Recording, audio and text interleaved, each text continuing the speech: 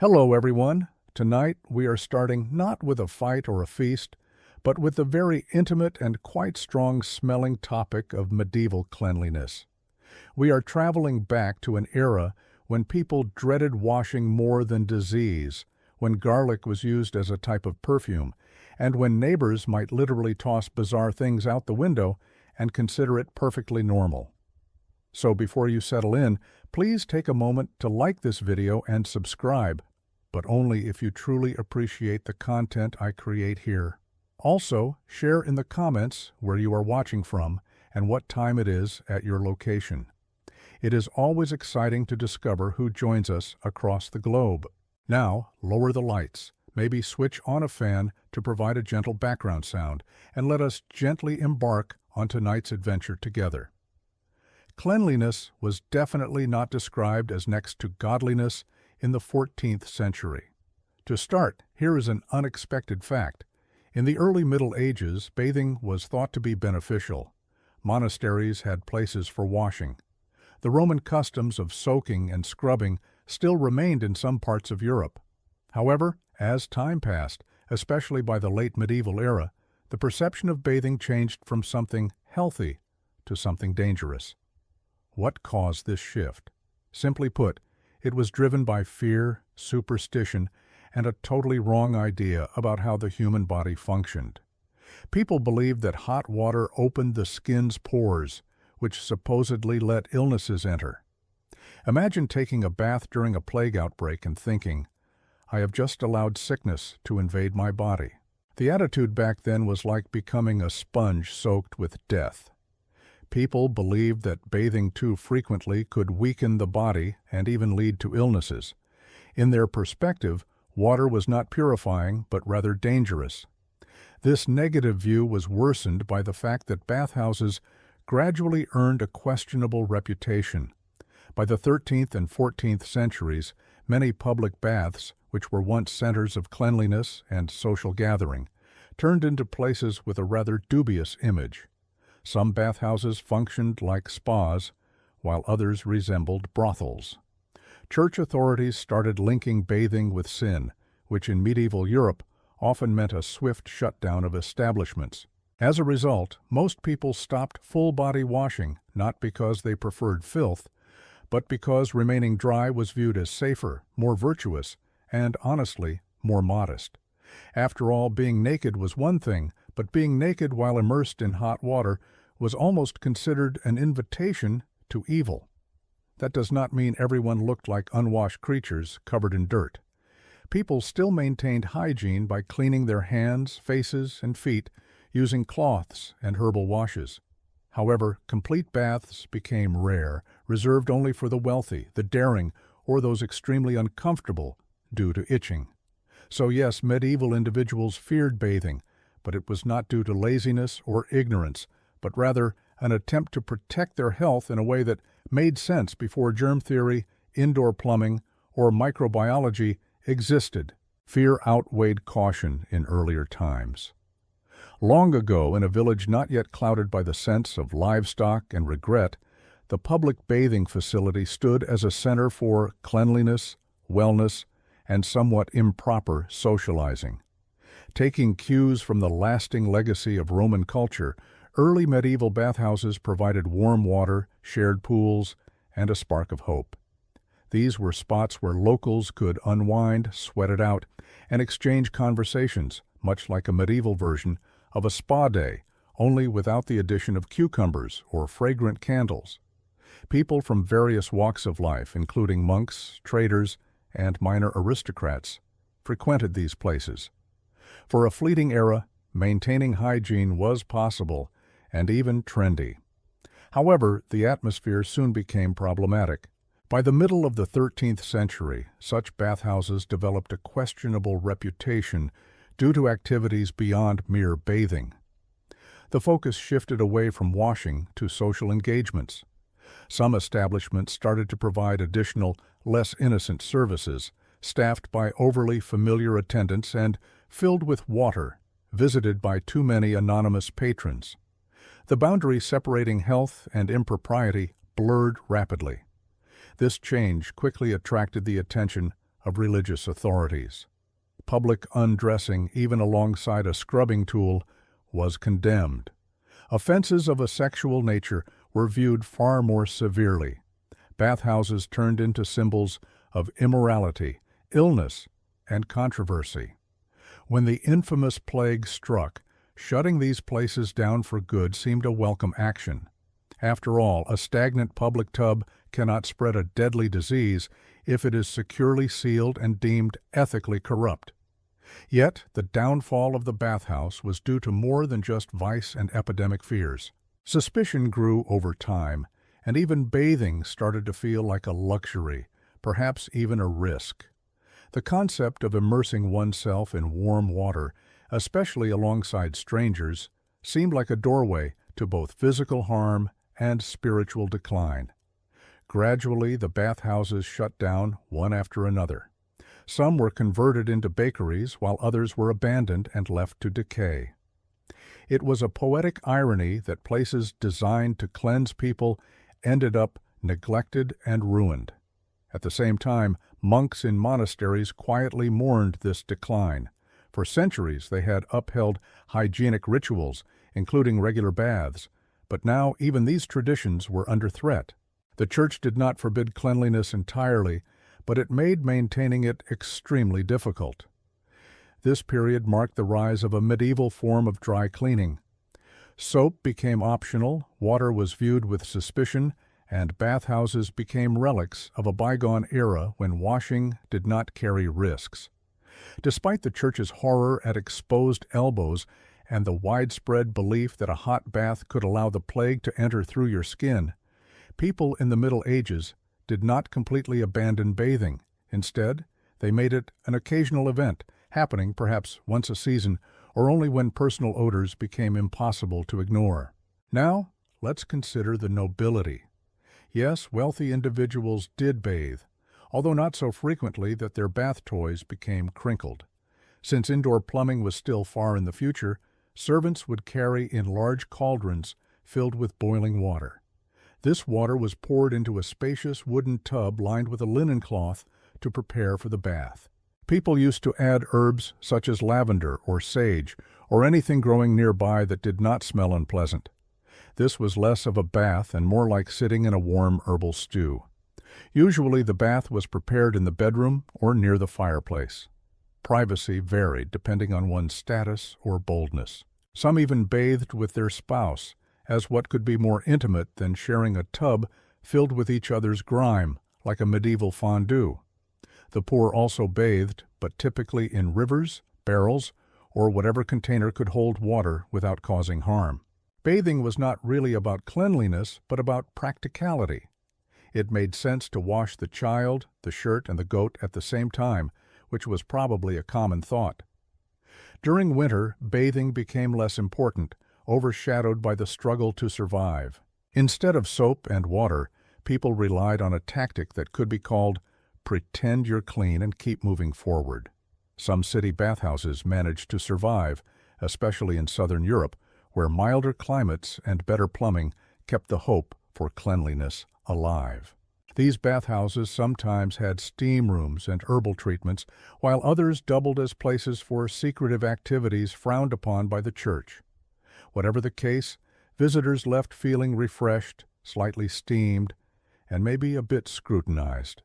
On special occasions like childbirth or recovering from the plague, people took proper baths because nothing said welcome to the world or please survive like soaking in a barrel of warm rosemary water. When it came to whole body, immersion in water became viewed with suspicion due to the widespread belief that hot water could bring about illness. Much like an all-you-can-drink bar, medieval society opted for the next best alternative, which was the simple sponge bath. However, genuine sponges, like the soft, commercially produced ones available today, were not commonly used. Instead, people employed linen cloths dampened with warm water, herbs, or vinegar to carefully wipe themselves down as if cleaning a delicate piece of furniture. In this context, hygiene was about gentle dabbing. If fortune favored you, someone else would perform this task. If you belonged to the nobility, It was done for you, albeit begrudgingly. These partial cleansings targeted high-contact areas such as the hands, face, underarms, and sometimes the feet. Layers of clothing beneath, especially linen shirts and shifts, played a role in absorbing sweat and dirt, making the regular changing of these garments the closest equivalent to modern cleanliness. Your outer tunic might have been grimy, but your undergarment remained fresh. Of course, no one genuinely believed this constituted thorough cleanliness. Yet, if water was scarce, or if you feared that taking a full bath could bring the Black Death, choosing this cautious method was considered the safer option. In an era lacking deodorants, toothpaste, or showers, wiping a cloth soaked in rose water or vinegar over the body was akin to indulging in a spa treatment, minus the spa, and, frankly, without a day off. For the wealthy, servants might warm the water, infuse it with herbs such as rosemary or marjoram, and gently cleanse their master's skin.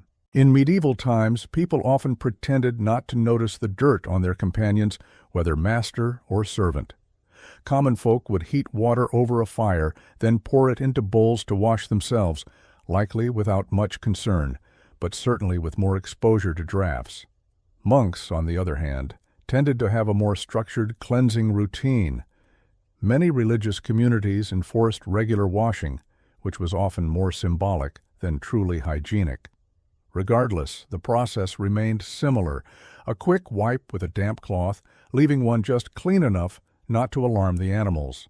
It was far from luxurious, yet it served its basic purpose, at least until faced with a long, muddy journey on horseback. If medieval hair had a slogan, it might be flammable, yet fragrant. Despite common myths, people did wash their hair, just not frequently, and certainly without shampoo as we know it today. Instead, they relied on homemade mixtures that might sound like the ingredients listed in a wizard's grimoire. One widely used product was lye soap, crafted from wood ash and animal fat. While effective at cleansing grease, this soap could irritate the scalp if used too often. Combine it with often questionable water quality, and you essentially had a medieval form of chemical exfoliation. For those who wished to be gentler on their hair, egg yolks were sometimes applied as a softer alternative, even if that meant enduring the cold air of a drafty hut. Imagine raw eggs slipping down your neck while you try to convince yourself that this was somehow beneficial. Some people rinsed their hair with beer, which, at the very least, left you smelling like a party the night before, even if your real goal was just to get rid of lice. Certain hair washing methods used vinegar infusions combined with rosemary or lavender, serving a dual purpose. These mixtures masked unpleasant odors and created the impression of grooming and care. However, nobody was fully shampooing and rinsing their hair twice daily. It was more about quick splashes and squeezing the water through the hair. The temperature of the water was also crucial. Hot water was thought to weaken the brain, while cold water was believed to cause the plague. The perfect temperature was lukewarm, assuming you had the means to heat it and did not mind waiting a few hours for a bucket of bath water that your sibling had not already claimed. Brushing, on the other hand, was a regular habit. Combs made from materials like bone, wood, or horn were widely used and often featured intricate carvings. This was a rare touch of sophistication in what was otherwise an uncomfortable and itchy existence. People took pride in having long, well-maintained hair. Aristocratic women especially might spend hours arranging their hair into braids, coils, and veils, while silently hoping that a stray spark from a nearby fire would not ruin their efforts. Dental hygiene in medieval Europe was less about a dazzling smile and more about simply keeping most of the teeth one had. Now, to their credit, people in those times did not completely neglect oral care. They may not have fully understood it, but still made honest attempts to maintain some level of cleanliness in their mouths. People made use of what was available to them, mainly cloth, charcoal, and a fragile hope. Toothbrushes were not yet invented, as that advancement lay many centuries ahead. Instead, individuals cleaned their teeth by rubbing linen cloths, often soaked in something gritty like salt, crushed mint, or even ash from burnt rosemary. The aim was not to whiten teeth, but to survive. If your breath did not repel others, you were already doing well. Some chose to use chewing sticks, which were thin branches from trees such as hazel or elm, with one end frayed to act like a brush. Chewing loosened the fibers, which were then used to scrub the teeth. This could be considered the earliest form of an eco-friendly toothbrush, natural, biodegradable, and curiously flavored with bark. To freshen breath, people often chewed fennel seeds, cloves, or cardamom, depending on what spices they could either afford or pilfer. Among the wealthy, rinsing the mouth with vinegar, wine, or even myrrh water was common, since nothing captured dental elegance better than gargling a liquid used for embalming pharaohs. As for toothpaste, it somewhat existed in ancient recipes. These included powdered charcoal, crushed eggshells, and oyster shell ash, combined with honey or oil to make a gritty mixture. While it might not have left the mouth feeling clean in today's terms, it certainly felt similar to a sandblast. When it came to dental care, so-called dentists were typically barbers in their spare time. If a tooth was loose, infected, or simply bothersome, the answer was straightforward: pull it out. This was done without any anesthesia or pain relief. No inquiries, just a simple wooden chair, a firm grip, and a few whispered words addressed to God. Following that came rinsing with wine, and hoping your soul escaped your body before the infection took hold. Even with all of this, people living in medieval times were not necessarily without teeth. Their diets contained far less processed sugar, and many who lived in the countryside enjoyed better oral health than today's constant snackers. However, once decay began, it progressed rapidly.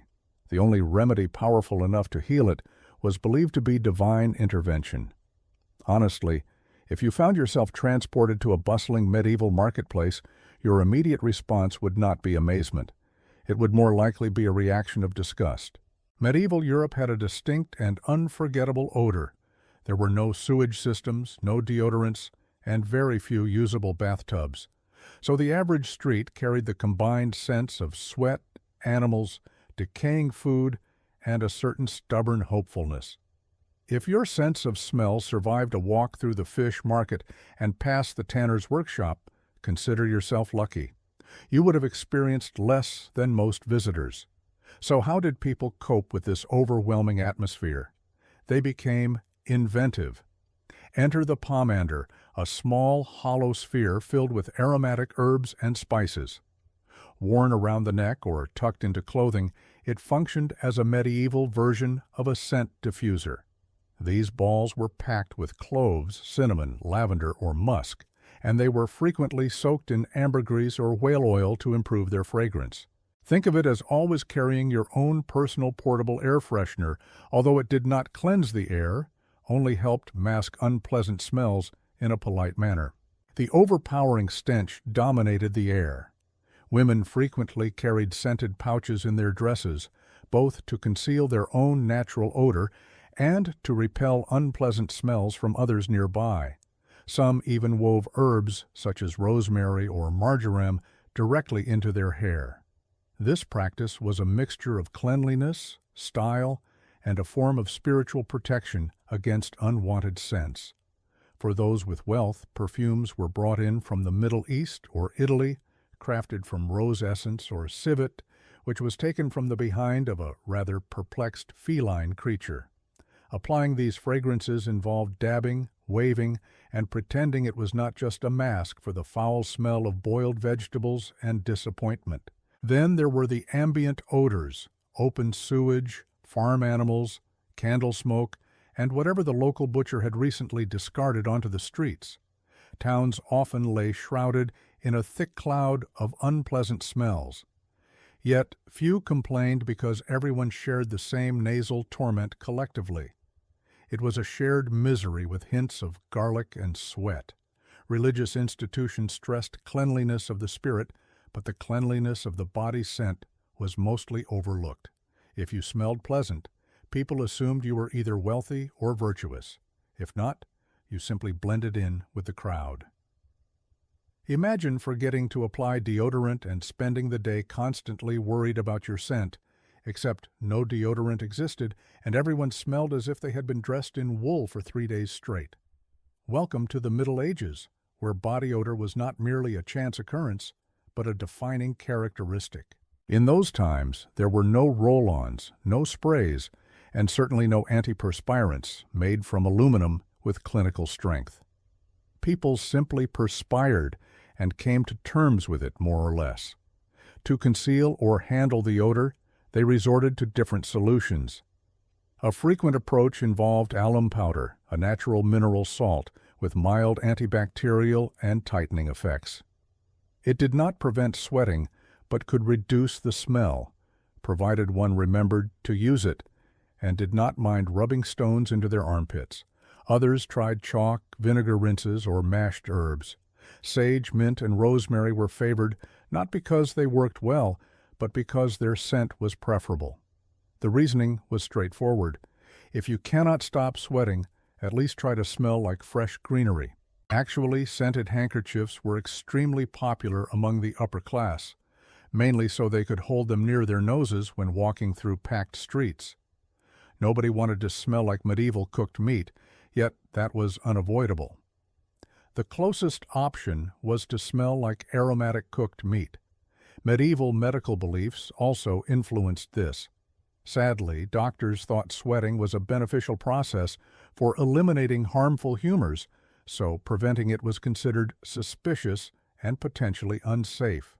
Sweating, smelling unpleasant, and letting the body cleanse itself were expected. One was not dirty, only medically fragrant. Another issue was clothing.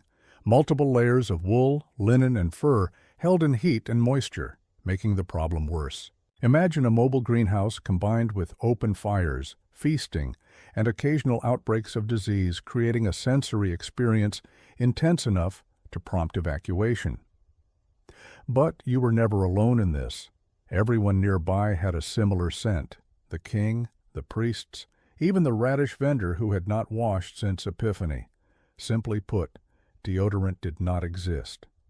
Yet, the solidarity and shared hardship was undeniable. In an era lacking showers, gentle soaps, or modern deodorants, medieval people relied on an unexpected champion in personal cleanliness: linen.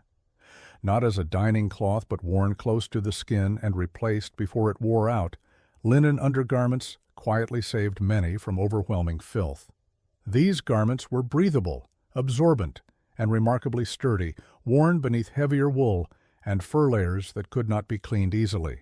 Linen shirts, chemises, and shifts absorbed the sweat, dirt, and other bodily secrets produced in a culture that embraced moisture but had little understanding of soap. The reasoning was simple: wash the linen, not the person. Bathing the body was risky due to plagues, but cleaning clothes was safe. People might avoid bathing for weeks, but would change their linen undergarments, sometimes twice weekly, an extraordinary practice by medieval standards.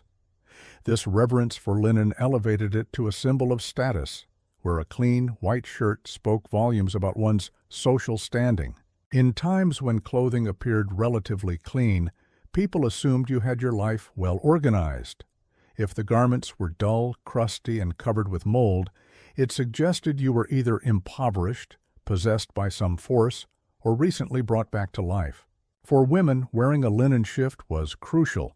It served as a barrier to keep outer clothes free from sweat and, possibly more importantly, from the odor of perspiration. This garment was the medieval equivalent of deodorant, except it was less about chemicals and much more about social judgment if neglected. Knights used linen beneath their armor to prevent themselves from becoming roasted during competitions. Monks wore linen under their robes.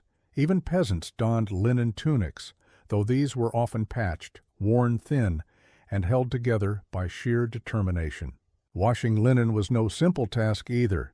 It required boiling water, soap, pounding the fabric on stones, and hoping that the river's current would not carry it away.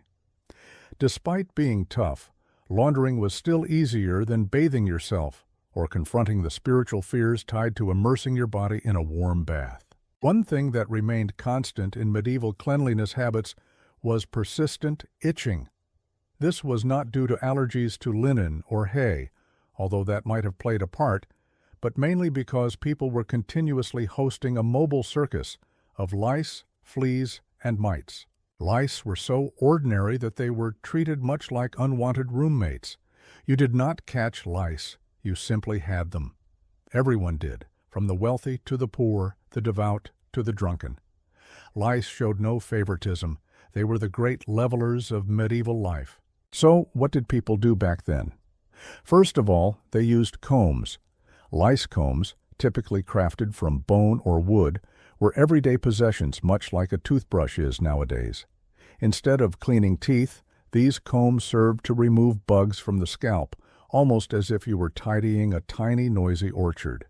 The combs featured very fine and tightly spaced teeth designed to extract the insects, their eggs, and test your patience to the limit. Another approach involved boiling clothes or placing them near a fire, as the heat was capable of killing lice, provided you did not accidentally ruin your only garment. This explains those medieval images showing individuals holding their shirts close to flames. It was not a washing ritual, but a deliberate attempt to exterminate pests. Then there was the well-known method of shaving one's head. This was especially common among monks or anyone who could afford a bald appearance. Completely removing hair was a strong, though drastic, way to get rid of lice. Sometimes people wore wigs after shaving, which ironically could become another breeding ground for lice if not maintained properly. The reasoning was straightforward. No hair meant no habitat for the parasites. Fleas created issues too, particularly for those resting on straw beds or living near animals. There were no flea collars or insect sprays, only fumigating with smoke and placing herbal sachets among bedding. Some believed particular odors could repel these pests, while others probably just hoped fleas would choose a smellier victim. Ultimately, patience was the real key. Everyone itched, everyone scratched. It was a constant battle. Dealing with bodily functions was as inevitable as paying taxes, facing death, or accidentally stepping into something unpleasant near the market stalls. The phrase medieval toilet sounds surprisingly polite, but in reality, using the restroom during those times was far from comfortable. It was more about makeshift solutions and lowering one's standards. Let's begin with the noble class. Castles were equipped with garderobes, which were essentially closets with a hole in a stone bench that dropped directly downwards. Sometimes this drop led to a moat, sometimes into a pit, and other times into an unlucky patch of ground someone forgot to fence off. Garderobes were frequently situated high in towers, providing privacy and a certain excitement thanks to gravity. If you found yourself beneath one at the wrong moment, you learned quickly to move on. For peasants, the situation was even less luxurious. Most relieved themselves outdoors, in the woods, by the river, or behind the barn.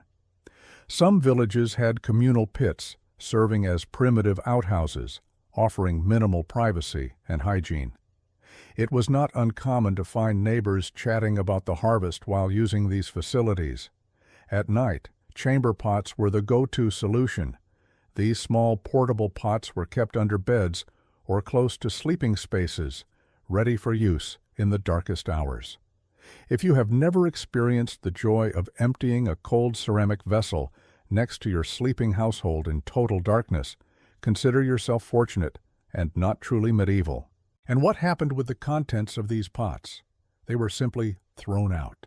Looking out the window, residents would often shout loudly, "Be careful, watch out for the water." People tossed their waste onto the street below, aiming to avoid hitting anyone walking by. But let's be honest, precision was rarely achieved. Cleaning the streets mostly relied on gravity and pigs wandering around. In some cities, there were gutters or central channels designed to carry away waste, but these frequently became clogged, overflowed, or simply stagnated, turning into unpleasant neighborhood landmarks. Toilet paper was not yet in use.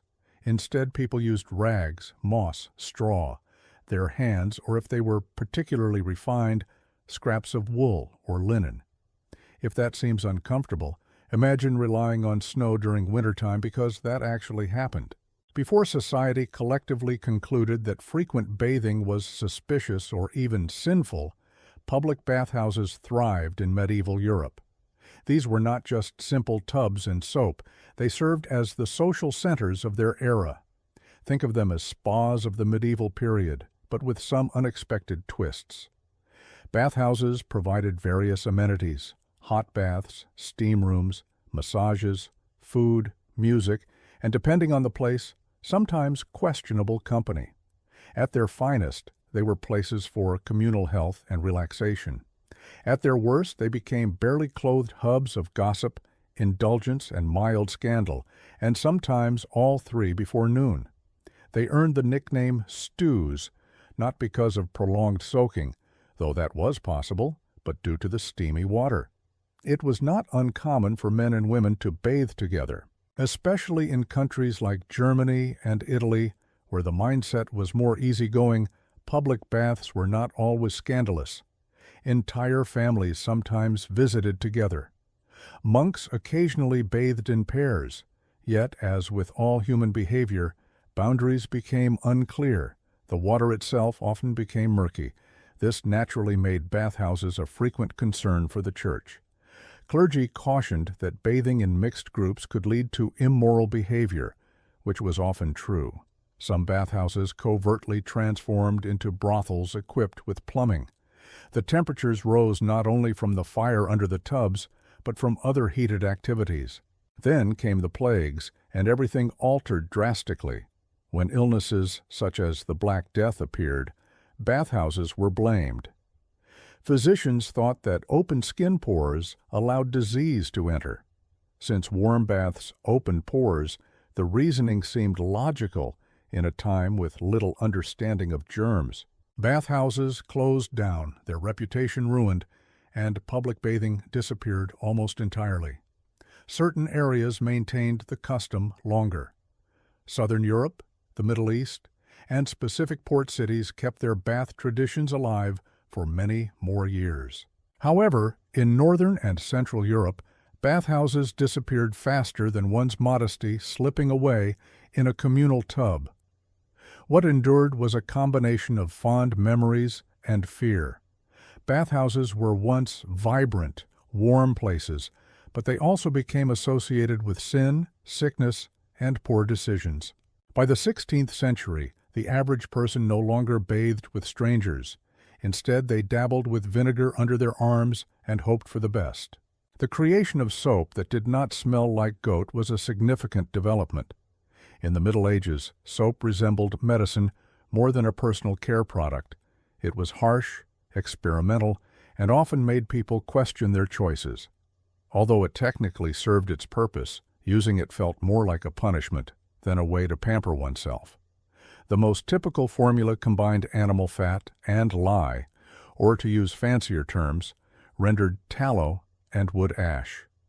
When mixed, these components produced a substance capable of removing dirt, oils, and perhaps some vitality from any surface. Early soap did not come in soft pastel bars with pleasant scents like ocean breeze. Instead, it appeared as rough, waxy chunks resembling something you would try to avoid stepping on. Making it demanded both patience and a strong constitution. The process involved boiling down sheep or pig fat, stirring in alkaline ash water, and waiting for the mixture to solidify into blocks. If herbs such as lavender, rosemary, or mint were added, one might convince themselves it was handcrafted, but mainly it emitted a scent of damp campfire combined with disappointment. Soap was primarily reserved for laundry and heavy-duty cleaning rather than everyday personal use. The skin was seen as delicate, and lye-based soap could turn a bath into a mild chemical burn. Nevertheless, people used it when necessary, especially before special occasions like weddings, court visits, or outbreaks of the plague. More sophisticated soaps emerged from the Islamic world in southern Europe, particularly Castile soap from Spain, which was made with olive oil instead of animal fat and was far superior. These soaps were much milder on the skin and considered highly sought-after luxury items.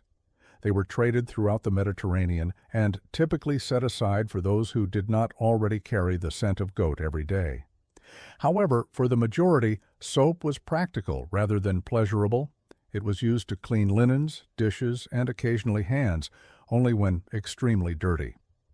Bathing with soap was not a daily ritual but rather a rare occurrence, happening monthly, similar to paying taxes or observing a full moon. Many individuals lived most of their lives with little soap contact and felt perfectly fine, especially surrounded by others with the same habits. Shared body odor inevitably lowered hygiene standards. In medieval Europe, laundry was far from a simple chore.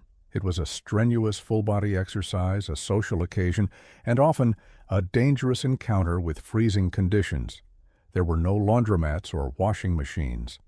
To get clothes clean, one had to boil them, beat them thoroughly, and pray for favorable weather.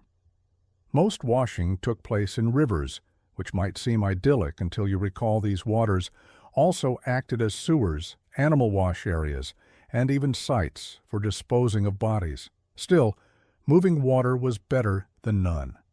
The process began by soaking linens in a solution called lye, made from human urine collected over time until it reached its strongest state, also known as chamber lye. This was prized for its ammonia content, which broke down stains and whitened fabric. The odor was less pleasant, but when perfume was optional and cleanliness was subjective, it served its purpose. The technique involved soaking the garments, after which they were carried to the riverbank and vigorously scrubbed against wooden planks or large smooth stones. Following this, the fabrics were beaten with paddles in a process called fulling. This was a harsher form of washing that felt more like questioning the clothes. The entire routine could last for several hours and usually demanded the combined efforts of washerwomen who were both respected and feared due to their impressive arm strength. Afterward came the rinsing, wringing, and drying stages. If rain fell, it meant delaying everything by a day, with the hope that no unpleasant smells would arise from the damp fabric. Clothes were commonly laid out over bushes, hedges, or hung on lines stretched between trees and the simple huts of peasants. The appearance of medieval villages resembled an endless outdoor market. Naturally, not all individuals handled their own laundry. Wealthy families employed servants, monasteries utilized lay brothers, and some urban areas even had professional washers available. Nevertheless, for the majority, managing laundry was a task to do oneself or leave undone. Surprisingly, having clean clothes mattered more than overall bodily cleanliness. It was possible to avoid bathing for weeks, but wearing a bright and pleasantly scented linen shirt, relatively speaking, made a person look respectable. In many instances, laundry served as the main form of personal hygiene. After exploring 14 chapters full of scratching, scrubbing, sniffing, and enduring, one key question arises. Did medieval cleanliness actually prove effective, or were people perpetually on the edge of bursting into flames due to unwashed garments? The brief answer is that it worked sufficiently well. Of course, it did not meet today's standards of hygiene, yet somehow it was enough to maintain a level of health and social acceptance that kept life moving forward. If you could travel back to the year 1347, your sense of smell would likely demand a reprieve. However, within their own framework, medieval people were not entirely ignorant of cleanliness. Their concept of what was considered clean was simply measured on a different scale. They employed certain methods even if those involved soaking feet in vinegar or tossing chamber pots out of windows. They possessed tools such as lice combs, layers of linen, vinegar, various herbs, and soap made from ashes. Rituals played a part too. Whether it involved sponge baths before attending Sunday Mass or boiling underwear under a full moon, hygiene was present. It was deeply intertwined with fear, religious belief, and weather conditions. In many respects, medieval individuals were doing their utmost with the resources available to them, all the while attempting to avoid offending God, the local noble, or even their own body odors. Consistent full-body washing was considered risky, took a great deal of time, and due to church teachings and concerns about the plague, was regarded as harmful to health. As a result, people became creative. Surprisingly, some of their practices proved to be quite sensible. Wearing linen undergarments made hygienic sense. Using water infused with herbs and rinses of vinegar showed a clear understanding of antibacterial properties. Communal bathhouses also worked well until they became places filled with gossip and the spread of syphilis. Yes, odors were common, as were scratching, shared baths, lice infestations, and often misguided medical advice. Yet despite these challenges, many individuals reached old age or at least lived through a second harvest season. So although their hygiene standards were somewhat fluid, they were not entirely absent. Hygiene was more of a social indicator than a scientific practice. Wearing clean clothes symbolized moral integrity. Having shiny hair, or at the very least less itchy hair, suggested self-discipline, and preventing full-body decay was simply a matter of good etiquette. Ultimately, medieval hygiene functioned much like balancing a wagon wheel with twine, barely effective, yet surprisingly impressive given the limited resources available. Picture yourself wandering through a city more than 4,000 years old, a shining gem of the Indus Valley civilization. If you imagined dusty huts and chaotic alleys, think again. This place was so thoughtfully designed, it could make a modern urban planner green with envy. Built around 2,500 years before the Common Era, Mohenjo-Daro was not casually assembled like a temporary camp. It was carefully structured. The city followed a grid plan, yes, real blocks, and clean right angles. Streets ran north to south and east to west, intersecting neatly to create an orderly network. It seemed as though the city's architects used a ruler and declared, "Let's keep this perfectly geometric." Yet the true wonder lay beneath the surface. Beneath those dusty roads was a system that even many modern cities struggle to uphold. Drainage. Mohenjo-Daro boasted an underground sewage network. Nearly every household, regardless of size, had access to both water and drainage. Wastewater flowed from homes into covered drains running alongside the streets. One could almost imagine the ancient inhabitants proudly stating, "Yes, sanitation is essential." This city was far more than a huge bathroom. Bricks were not used randomly. The city was planned carefully.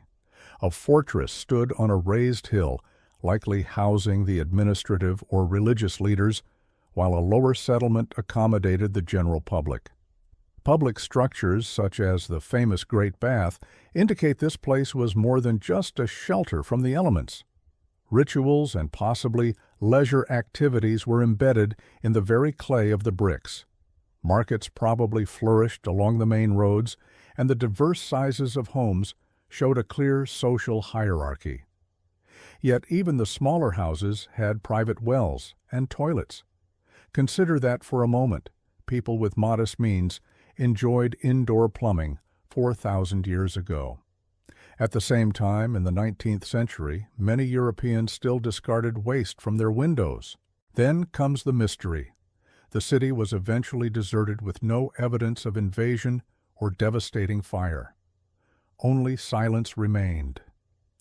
Perhaps climate change played a role, or disruptions in trade might have led to its decline. Regardless of the reasons, Mohenjo-Daro leaves behind an enduring legacy, a city built with purpose, intelligence, and a surprisingly modern understanding that access to clean water and zoning regulations matters. They managed all this without the help of a formal urban planning office. Quite remarkable. If Mohenjo-Daro was the meticulous accountant among ancient cities, Babylon was the dramatic star. Grand, vast, and enveloped in mythic tales, Babylon was more than just a city. It was a powerful symbol. Rising and falling repeatedly over centuries, its glory peaked around the 6th century before the Common Era under Nebuchadnezzar II, when it became the shining heart of Mesopotamia. Yet do not be fooled by the romantic descriptions. This city was meticulously designed just as much as it was grand. Babylon stood behind towering walls with enormous gates. The most renowned one was the Ishtar Gate, decorated with striking blue tiles and sacred lions that seemed almost otherworldly. This gate was far more than mere decoration. It formed part of a carefully planned urban structure. At the core of Babylon's arrangement lay a sacred pathway, a procession route cutting directly through the city. This path was more than a simple street. It served as a divine parade route. Religious ceremonies, such as the Akitu New Year celebration, would take place along this avenue, connecting the imposing Etani Ziggurat, possibly the inspiration for the legendary Tower of Babel, to the grand temple honoring the deity Marduk. The planning behind this city blended devotion with political messaging. Living in Babylon meant immersing oneself in its sacred story every single day. Babylon's streets followed the river's curves and the natural shape of the land, yet were also cleverly organized into distinct zones. There were neighborhoods for residents, areas housing temples, lush gardens, bustling marketplaces, and centers for administration. The Euphrates River cut through the heart of the city, serving not only as a source of water, but also as a vital waterway for trade, commercial activities, and, admittedly, displays of wealth and power. Although its drainage system was not as advanced as that in the Indus Valley, it still featured homes with bathrooms equipped with clay pipes and channels designed to carry away wastewater. The engineers behind Babylon's infrastructure clearly possessed impressive expertise.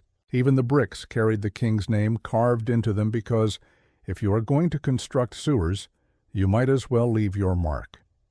Babylon was a city built to awe both humans and deities alike. Each street, gate, and temple served as a proclamation. Behold my achievements, mighty ones, and admire the urban planning. And people truly admired it. It is said even Alexander the Great intended to declare Babylon his capital, since walking down a street created for a god surely made Athens seem less impressive. About 1,000 years before the Aztecs admired its ruins and called it Teotihuacan, the birthplace of gods, this ancient Mexican city was already showcasing exceptional urban planning talent. At its height around the year 500 CE, Teotihuacan stood as one of the largest cities globally, with a population exceeding 100,000.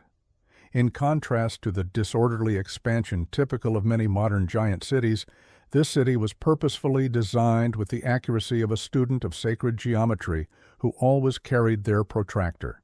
The city's most famous landmark, the Avenue of the Dead, despite its gloomy name, thanks to the Aztecs, was more than a burial ground. It functioned as a vast ceremonial boulevard extending for more than 2 miles. This magnificent thoroughfare was no coincidence. It served as a main axis aligned with celestial phenomena and was bordered by temples, plazas, residences of the elite, and lively market areas. It linked the Pyramid of the Moon to the north with the massive Pyramid of the Sun, forming a sacred core that organized the city around it. The entire city was designed with incredible sophistication. Here is where things become even more remarkable. Teotihuacan's layout followed a grid pattern. The whole city was arranged in a grid tilted around 15.5 degrees from true north, possibly to correspond with certain celestial events or revered mountains. This was not a coincidence. It had a cosmic meaning. It was urban planning, guided by celestial navigation and zoning regulations. Residential areas were organized into modular units, often accommodating several families, sharing courtyards and drainage facilities.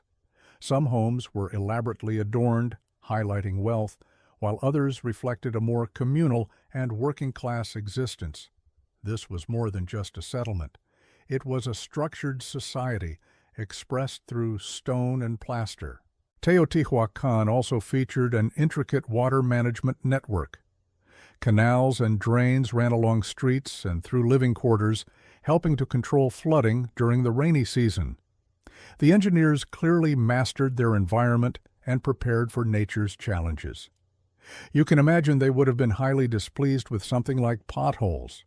Although many aspects remain a mystery, such as who held the reins of power and how authority was organized, we do understand one thing.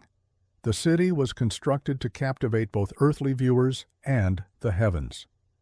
Teotihuacan represented a model of harmony, blending spiritual practice with logic. When the Aztecs later discovered its monumental ruins, they were not only awed but also believed that gods must have created it. Frankly, seeing its harmonious structure, it is easy to see why they thought so. When discussing ancient cities, this remarkable design stands out above all. When we think about urban planning, it is tempting to picture a single genius, an ancient city designer holding a scroll and a detailed vision. However, in the Indus Valley civilization, urban development did not seem to originate from a royal command.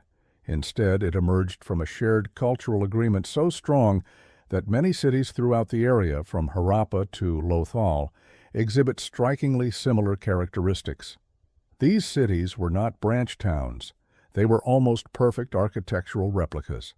This reveals something deeply significant.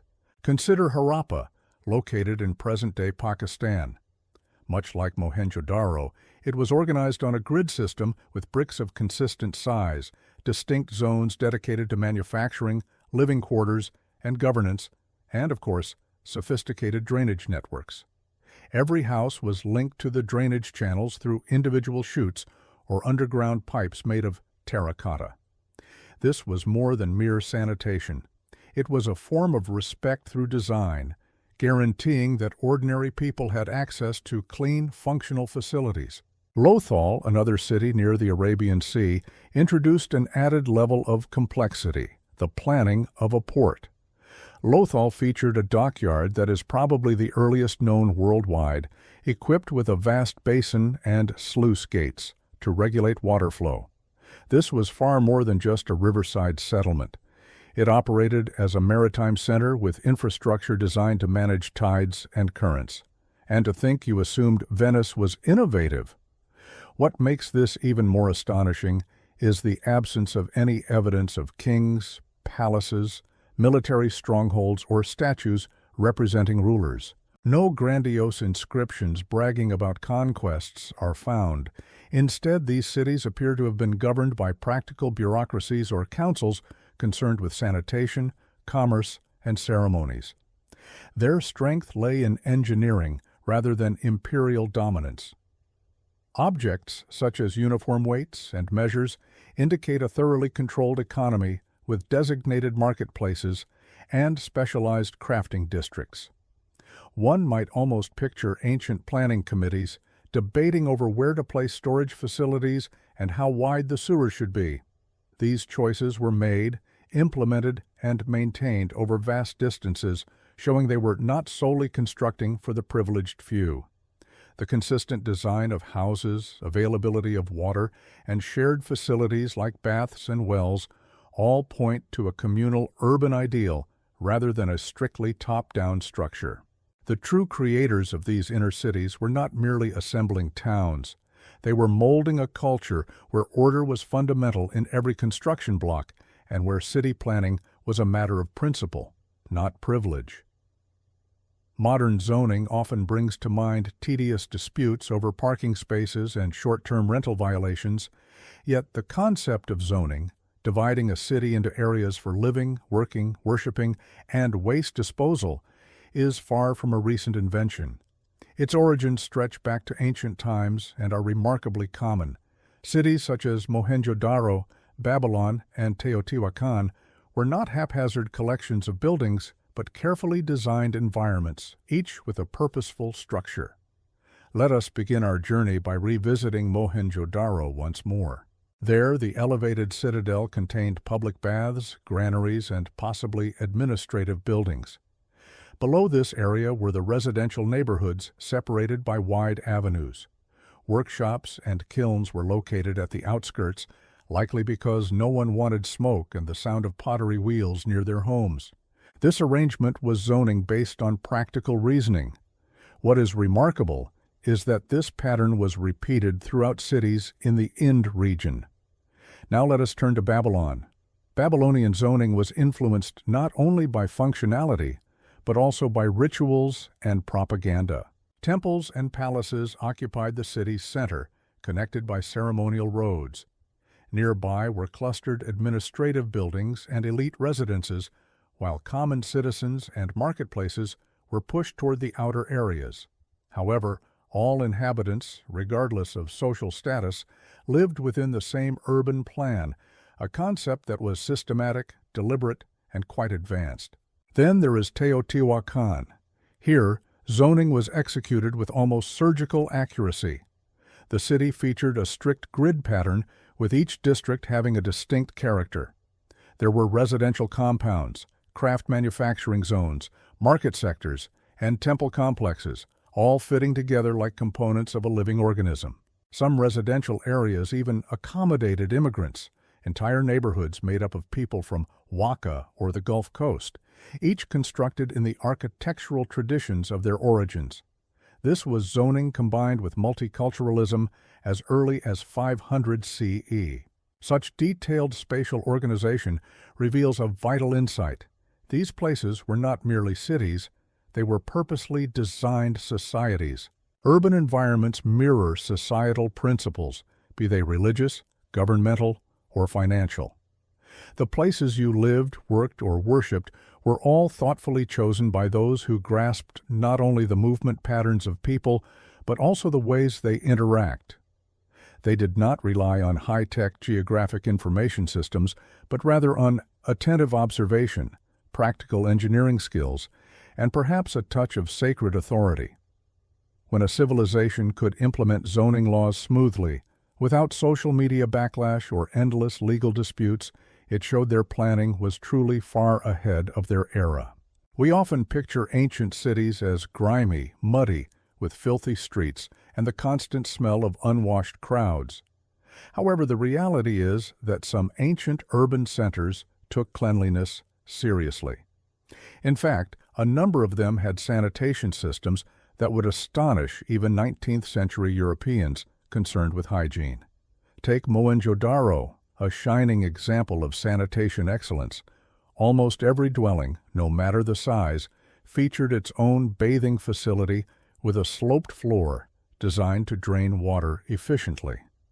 Wastewater was directed into covered drains along the streets.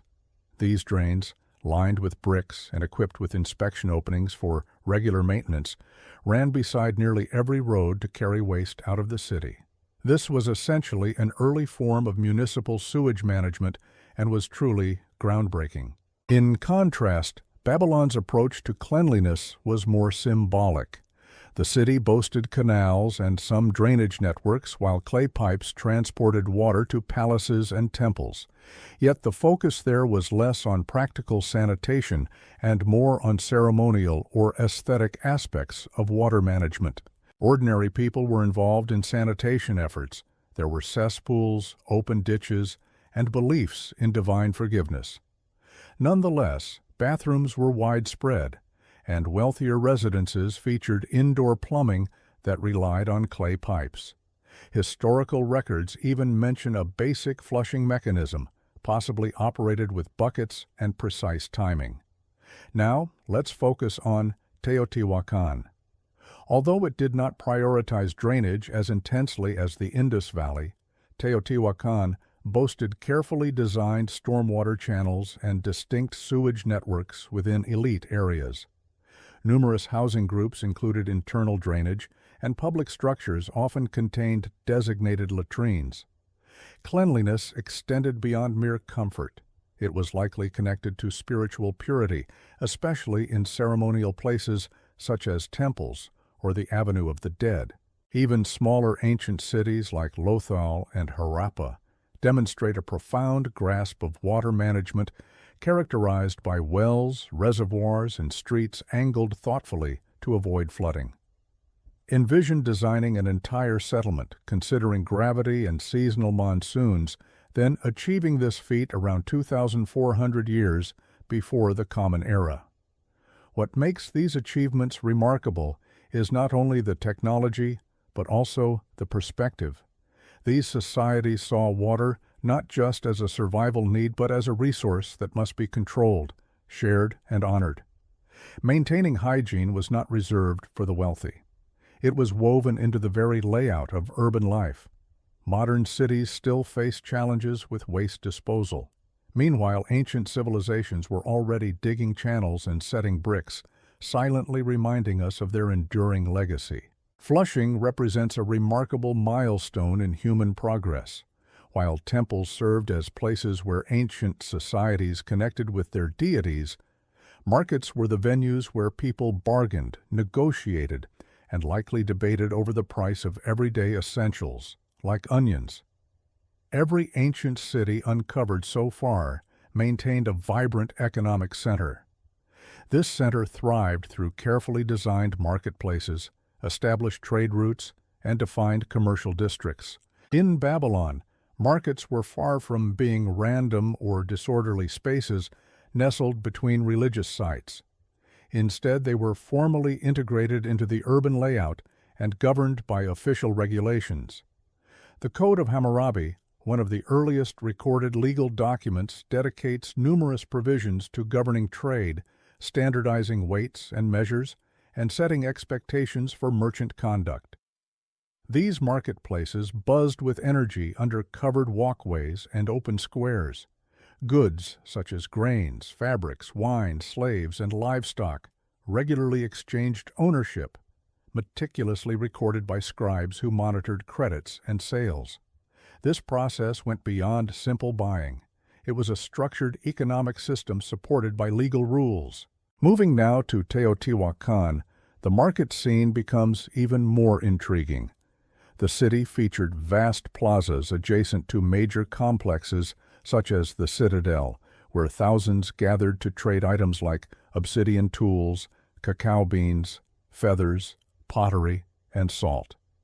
Unlike some societies where temple authorities controlled economic activities, Teotihuacan's marketplace operated in a more decentralized and community-centered manner. Different neighborhoods specialized in distinct crafts, resembling a prehistoric version of local artisan marketplaces. Imagine something like Etsy from ancient times, where your seller might have lived just in the next household. In the meantime, across Mohenjo-Daro and other Indus Valley regions featuring broad streets alongside warehouses, archaeologists have discovered uniform weights and measuring tools. This points to a well-organized system of control. Items originating from distant Mesopotamia, such as seals and valuable gems, have surfaced at Indus sites, proving that global trade networks existed. Picture a local fish seller casually accepting payments made with Mesopotamian money without missing a beat. However, commerce was not just about financial transactions. Markets served as social gathering spots. In Babylon, they were places where people exchanged news, resolved conflicts, and noticed who had the newest Assyrian garment. In Teotihuacan, markets functioned as diverse meeting places where merchants and visitors from faraway regions rubbed shoulders beneath towering pyramids. Even though cities in the Indus Valley lacked enormous palaces or temples, they emphasized commercial districts when planning their layouts. Trade was a catalyst for creativity and progress. It necessitated the creation of roads, laws, and documentation. Ancient city designers reacted not with disorder, but with methodical planning. Behind every sacred shrine or fortified barrier, a merchant shouted, "Lowest price in town." In antiquity, city design revolved not only around drainage and marketplaces, but also had spiritual significance. Temples were never tucked away in secluded areas. They dominated the horizons, perched on elevated sites within the city, and claimed the most prestigious locations. If marketplaces represented the city's pulse, temples embodied its spirit, and ancient architects ensured that this fact was unmistakable to all. Let us begin with Babylon. Its skyline was dominated by the Atemenanki ziggurat, a towering step structure made of baked bricks, devoted to the deity Marduk. This was far from a simple shrine. It was a testament to architectural grandeur, reaching approximately 91 meters in height. According to ancient accounts, its purpose was to connect heaven and earth.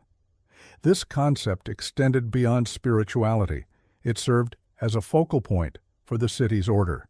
Roads converged on the temple, rituals centered around it, and the entire urban design respected it as the divine heart both in structure and in ceremony. Similarly, Teotihuacan positioned its spiritual core right at the center of the city. The Pyramid of the Sun and the Pyramid of the Moon functioned as more than just ritualistic sites. They acted as anchors for the urban landscape. The Avenue of the Dead linked these monumental temples, forming a celestial route that aligned with astronomical occurrences, possibly including solstices. Surrounding elements, such as residential areas and marketplaces, seemed to extend outwards from these sacred places.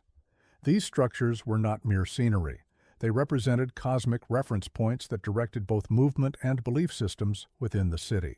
Then there is Mohenjo-Daro, which did not boast sky-reaching ziggurats or pyramids, but instead featured the Great Bath, an extensive public water reservoir probably intended for ritual cleansing. This was not simply a place for bathing. It was a carefully crafted pool built with waterproof bricks, equipped with a complex drainage system, and likely connected to spiritual concepts of purity and renewal. Unlike sanctuaries filled with statues, this site emphasized water, precise design, and tranquil space.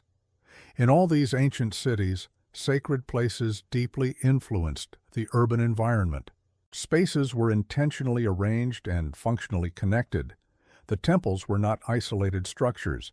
Instead, they linked seamlessly to ceremonial avenues, communal squares, and centers of governance. Religion was not something separate from everyday existence. It was intertwined with daily life itself.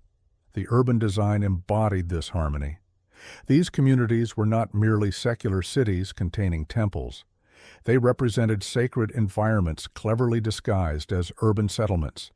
Every stone set, every pathway formed, every plaza positioned, contributed to an overarching spiritual performance. In ancient times, creating a city meant making a sacred gift, with the gods always granted the prime place of honor. It is easy to assume that modern cities are solely the result of innovation, engineering blueprints, and technical expertise. However, if you explore beneath the surface, you discover that the foundations of urban living were laid millennia ago by planners who had no access to concrete, heavy machinery, or digital design tools. The essential elements of city planning, such as street grids, zoning, sanitation, public institutions, and religious sites, were already embedded in these early societies devised by often undervalued peoples. Consider their water management. Mohenjo-Daro did not simply dig some trenches. Instead, it featured a sophisticated multi-tiered sewage system that extended through houses and beneath roads. The idea of sanitation available to everyone, still not universally achieved in parts of the modern world, was an established norm in this ancient civilization. Babylon established principles for organized trade, public infrastructure, and the use of spatial symbolism to assert authority and influence. Religion played a crucial role in shaping ancient urban designs. Teotihuacan provided a model for the cosmic city, where each street, square, and temple aligned with something far greater than what the human eye could perceive.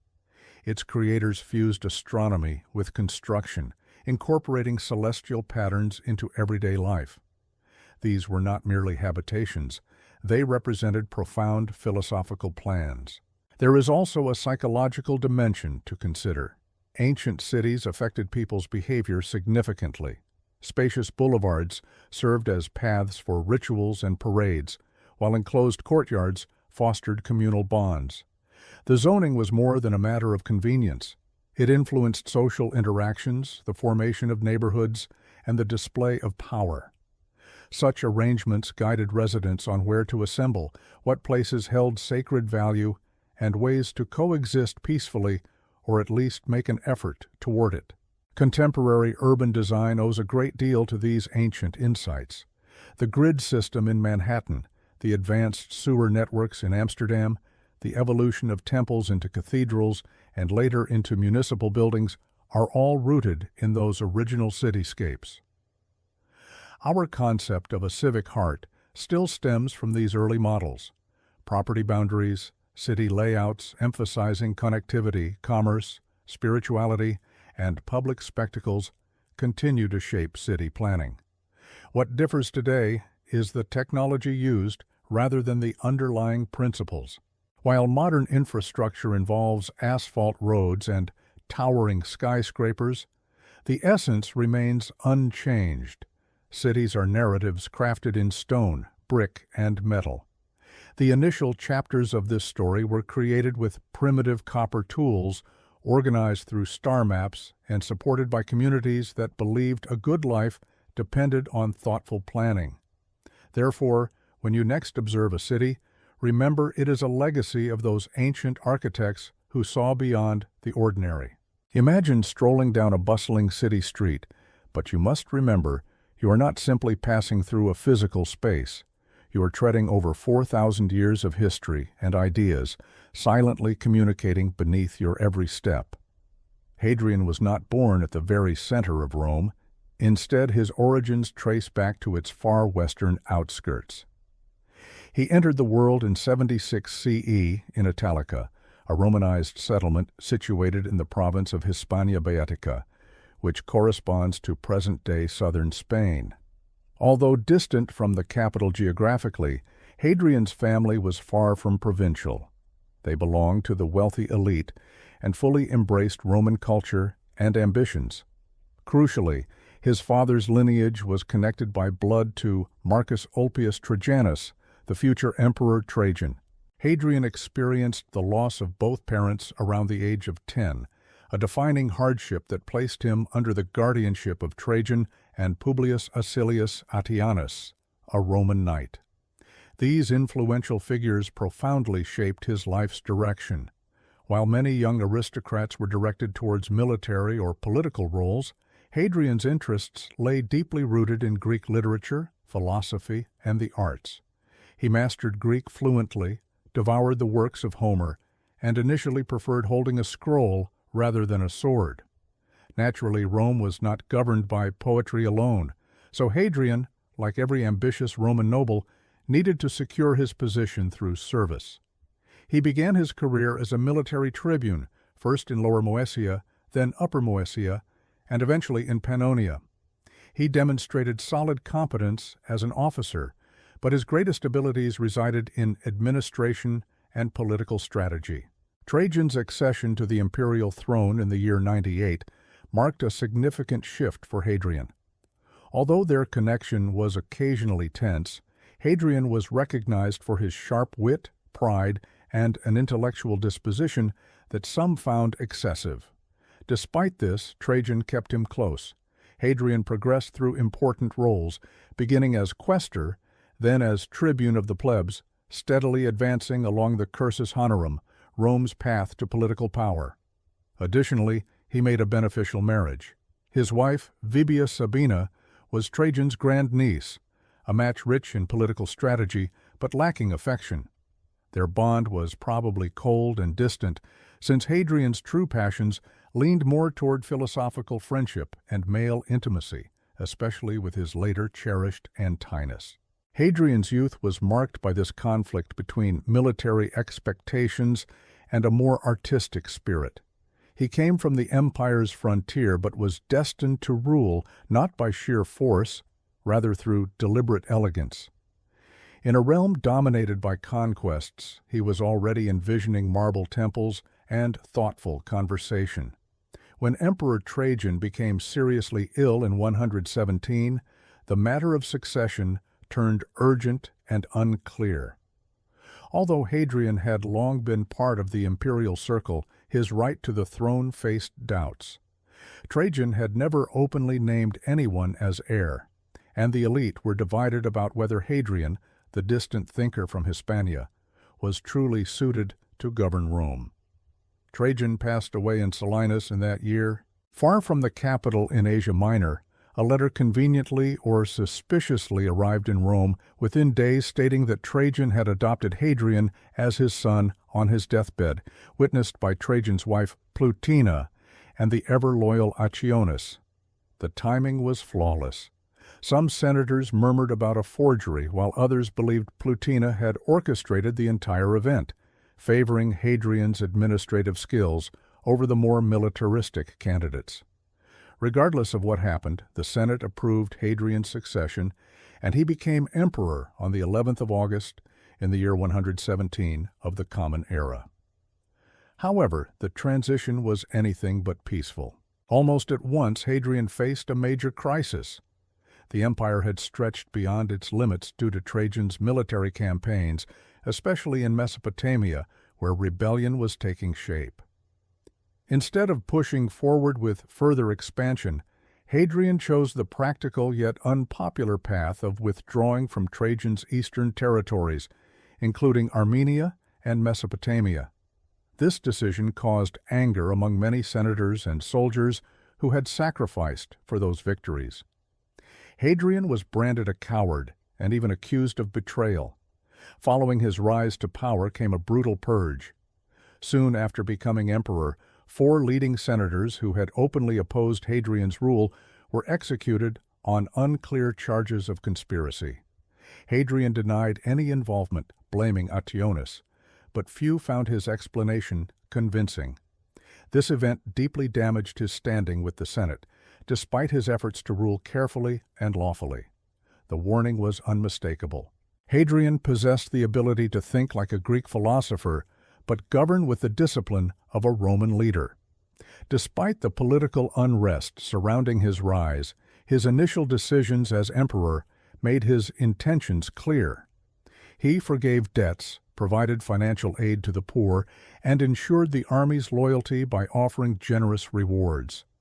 Marking a shift away from relentless expansion, he chose to concentrate Rome's efforts on unifying its territories, developing infrastructure, and securing stability. Although Hadrian may have ascended through secretive maneuvers and behind-the-scenes agreements, once he wore the imperial purple, he quickly made the empire truly his own. Unlike many rulers who preferred to govern from grand palaces, Hadrian viewed the empire as a dynamic entity rather than a distant concept. He was determined to personally experience the lands he ruled over. From the moment he secured the throne, he embarked on a quest to visit nearly every province under Roman control. This journey was not merely ceremonial.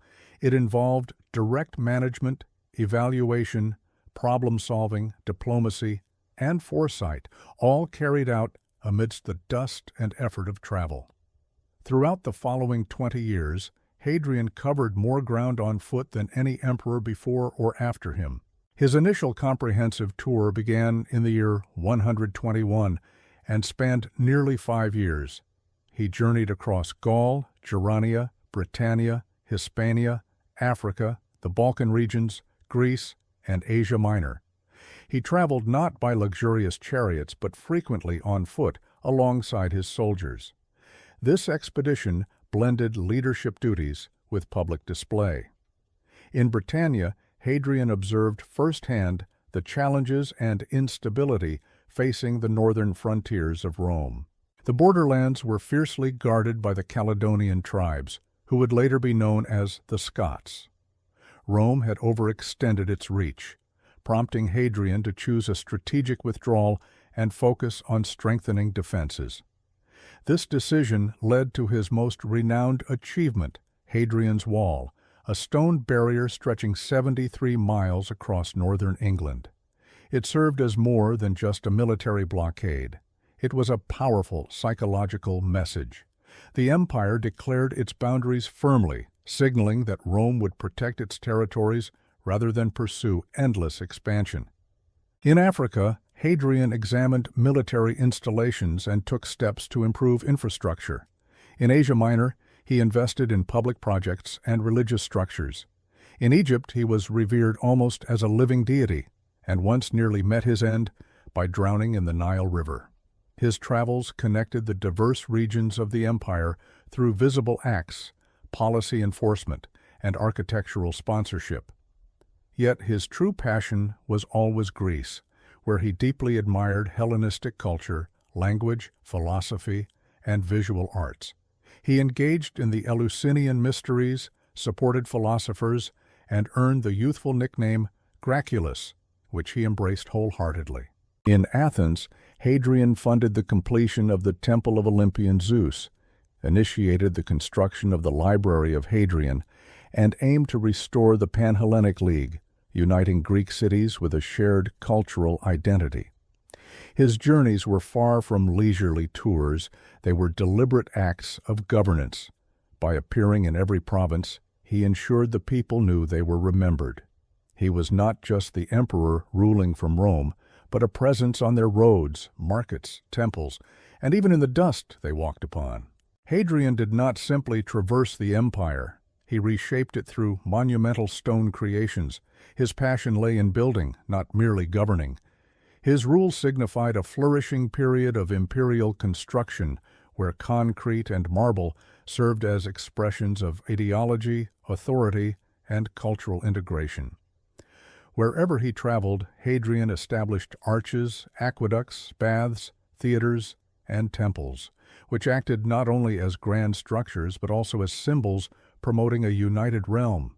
Perhaps the most remarkable of his works within Rome was the Pantheon, reconstructed on his orders around 126 CE. Although the previous version had succumbed to fire, Hadrian's redesign elevated it to one of the most enduring architectural feats in history. With its vast dome and central oculus, the Pantheon stood as a testament to Roman ingenuity and represented the connection between the heavens and the earth. It carried spiritual, geometric, cosmic significance deeply linked to Hadrian himself. Another extraordinary project was his villa in Tivoli, located east of Rome, which served as both a sanctuary and a creative experiment. Unlike standard imperial estates, Hadrian's villa functioned as an architectural gallery, replicating famous monuments from across the empire. It featured Egyptian colonnades, Greek stoas, and even a scaled canal inspired by the Nile River. This ensemble was more than a villa. It embodied the vision of a philosopher king, illustrating that Rome embraced all corners of the world. Throughout the provinces, Hadrian initiated vast infrastructure efforts. In Athens, he completed the Temple of Olympian Zeus, a venture left unfinished for hundreds of years. In the northern regions, he pushed forward extensive building projects that further strengthened the empire's cohesion and legacy. In Africa, he financed the construction of roads, aqueducts, and granaries. In Asia Minor and the Levant, he restored cities devastated by earthquakes. In Jerusalem, he controversially renamed the city as Aelia Capitolina, provoking anger among the Jewish community, which led to significant repercussions in the future. Hadrian's architectural approach reflected the diversity of his travels. He appreciated arches, balance, and domes. At the same time, he incorporated Greek design, Egyptian symbols, and used local resources. He did not impose Roman identity on the provinces, but blended their traditions with the empire's culture. For Hadrian, architecture was more than function or elegance. It served as a philosophy carved in stone, quietly expressing that Rome is not merely a location, but an idea embodied in physical form. Through buildings, Hadrian preserved the empire and captured its spirit. Among all the companions who traveled alongside Hadrian, none left a more profound emotional mark than Antinous, a strikingly handsome young man from Bithynia in Asia Minor. Their connection, tender and controversial, yet deeply tragic, profoundly influenced the emperor's personal story and gave rise to one of the most unusual cults in Roman history. Antinous appeared in Hadrian's life around 124 Common Era, probably as a youthful companion. Ancient accounts describe him as breathtakingly beautiful, reserved, and obedient. Antinous became Hadrian's favored companion, joining the emperor on his travels across the empire, especially in regions like Greece and Egypt. Their connection, although never formally acknowledged, was widely accepted as romantic. In a world where emperors frequently held complete authority over relationships within the court, Hadrian's attachment to Antoninus was remarkable due to its passion and openness. Yet, in the year 130 CE, disaster befell them. While navigating the Nile, Antoninus lost his life under unclear conditions. The exact circumstances remain uncertain. Some claim it was a mere accident, others hint at ritual sacrifice, while some propose that it was a suicide. Regardless of the facts, Hadrian was shattered by the loss. He displayed his sorrow publicly, with a depth no Roman emperor had shown before. His mourning was intense, heartfelt, and lasting. What happened next stands as one of history's most extraordinary examples of imperial commemoration. Hadrian declared Antoninus a deity. He created a city near where Antoninus died, naming it Antininopolis, and promoted religious worship dedicated to him throughout the empire. Hundreds of statues representing the young man were ordered. His likeness was always portrayed as flawless and calm, becoming a new symbol of beauty and divine youthfulness. Temples, currency, ceremonies, and even prophetic sites were dedicated to Antoninus. In a way, he was transformed into a kind of pagan saint, embodying themes of sorrow, renewal, and masculine beauty. Never before had an imperial lover received such veneration. For Hadrian, this was more than mere political display. His love story became a personal legend carved into stone and marble spanning continents. The cult of Antoninus continued well beyond Hadrian's lifetime. His statues survived the fall of empires. His legacy endured across time, capturing the imagination for generations. The name resonated through the verses of poets and accounts of travelers alike. Through Bar Kokhba, Hadrian did not simply immortalize love, he also questioned the empire's established ideas of what could be considered sacred. Although Hadrian's rule is often remembered for its patronage of the arts, philosophy, and extensive travels, it was not without intense conflict, none more fierce than the Bar Kokhba revolt, the most brutal Jewish rebellion against Roman dominion. This uprising would push the emperor's endurance, expose a harsh side of his leadership, and leave lasting wounds in the Judean province. The root cause of the insurrection took hold when Hadrian, aiming to consolidate the empire through Roman civic religion, sought to refound Jerusalem as a Roman colony called Aelia Capitolina, named after his own family and consecrated to Jupiter. Compounding tensions, he reportedly planned a temple dedicated to Jupiter on the ruins of the Second Temple, Judaism's most sacred site. Whether this was cultural disregard or deliberate political antagonism, the Jewish community saw it as a profound desecration.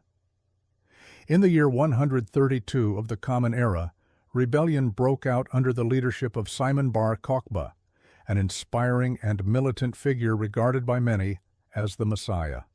His forces swiftly overtook Roman military posts and reclaimed Jerusalem, creating a briefly restored Jewish state. For 2 years, Bar Kokhba governed as a de facto prince, issuing his own coins and enforcing Jewish laws. Hadrian, initially surprised by the revolt, retaliated with calculated and ruthless determination. He called upon his finest commanders, including Julius Caius, to crush the uprising and restore Roman rule. Recalled from Britain, he gathered a formidable army.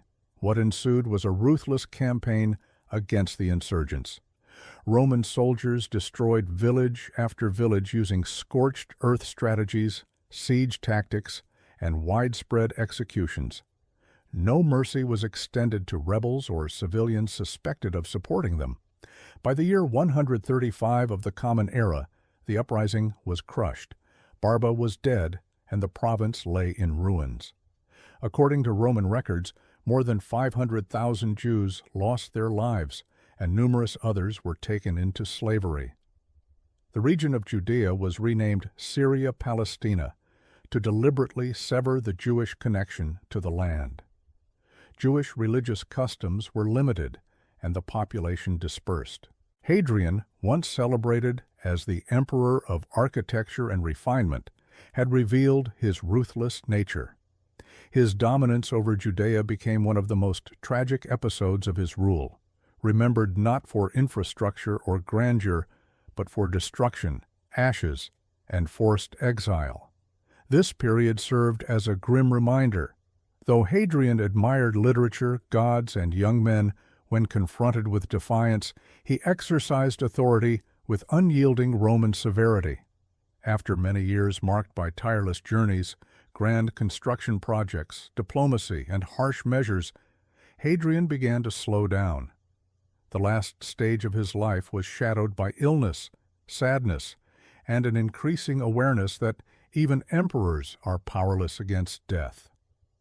The man who once traveled the empire in simple sandals now seldom left his villa. The philosopher-king grew more withdrawn and somber. By 133 Common Era, Hadrian suffered from a long-lasting disease, probably a form of heart disease or kidney failure, might explain the ancient accounts of his swelling, weakness, and breathing difficulties. He became increasingly irritable, melancholic, and fixated on the idea of his own death. During this time, he started writing poetry about mortality, often dark and deeply reflective. One of his most renowned poems is a whispered goodbye to his soul, Nimula, Vagula, Blandula, contemplating the fragility of life and the boundaries of power.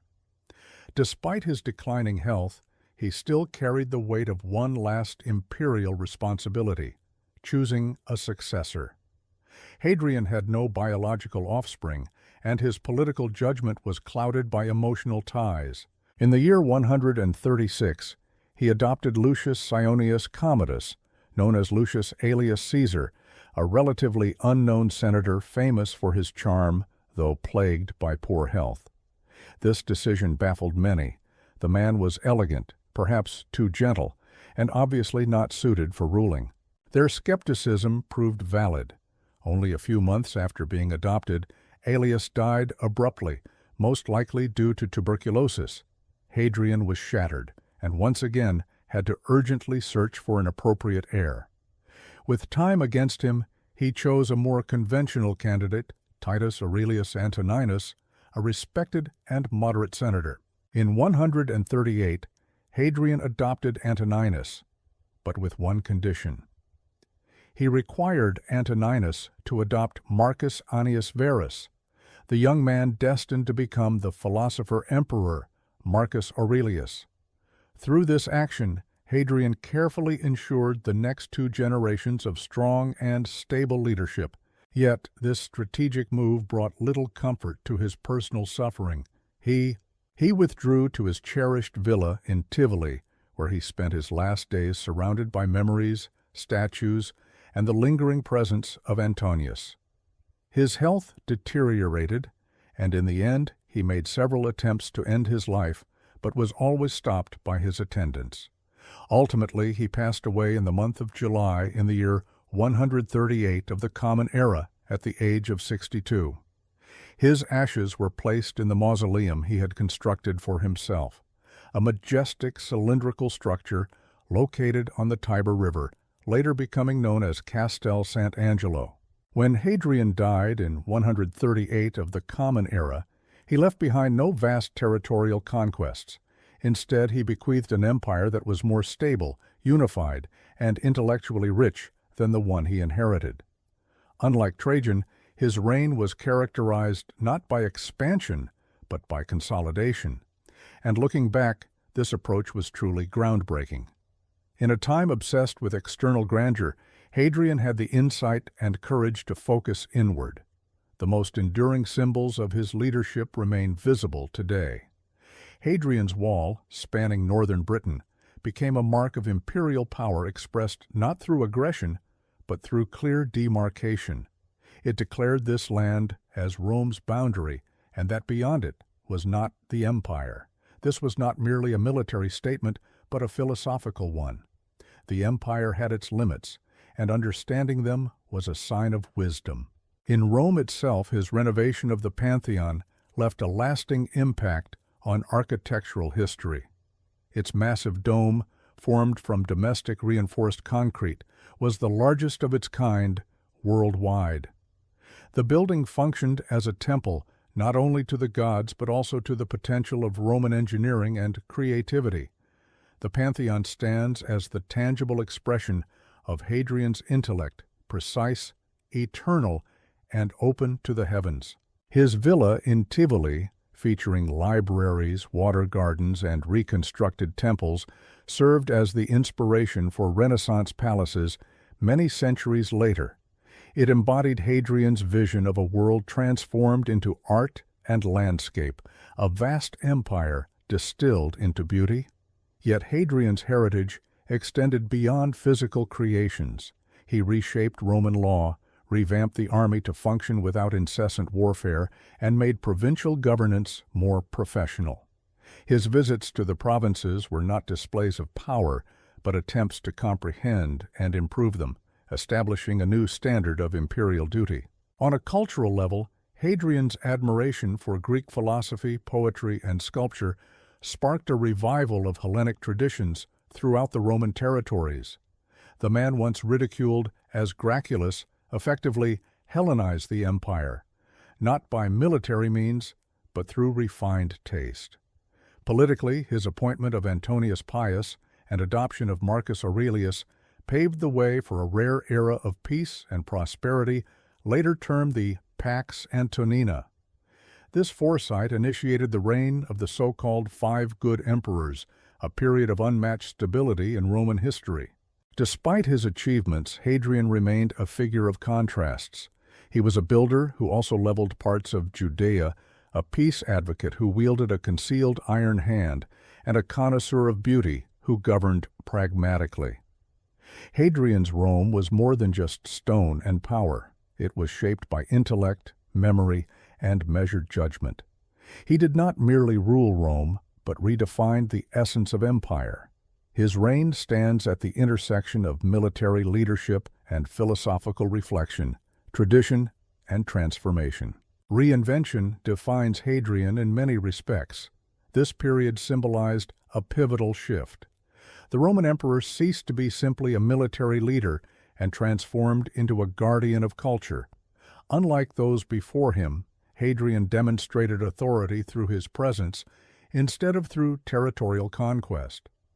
By traveling the empire on foot, inspecting military posts, examining water supply systems, and engaging in discourse with philosophers, he redefined emperorship as a role encompassing omnipresent accountability.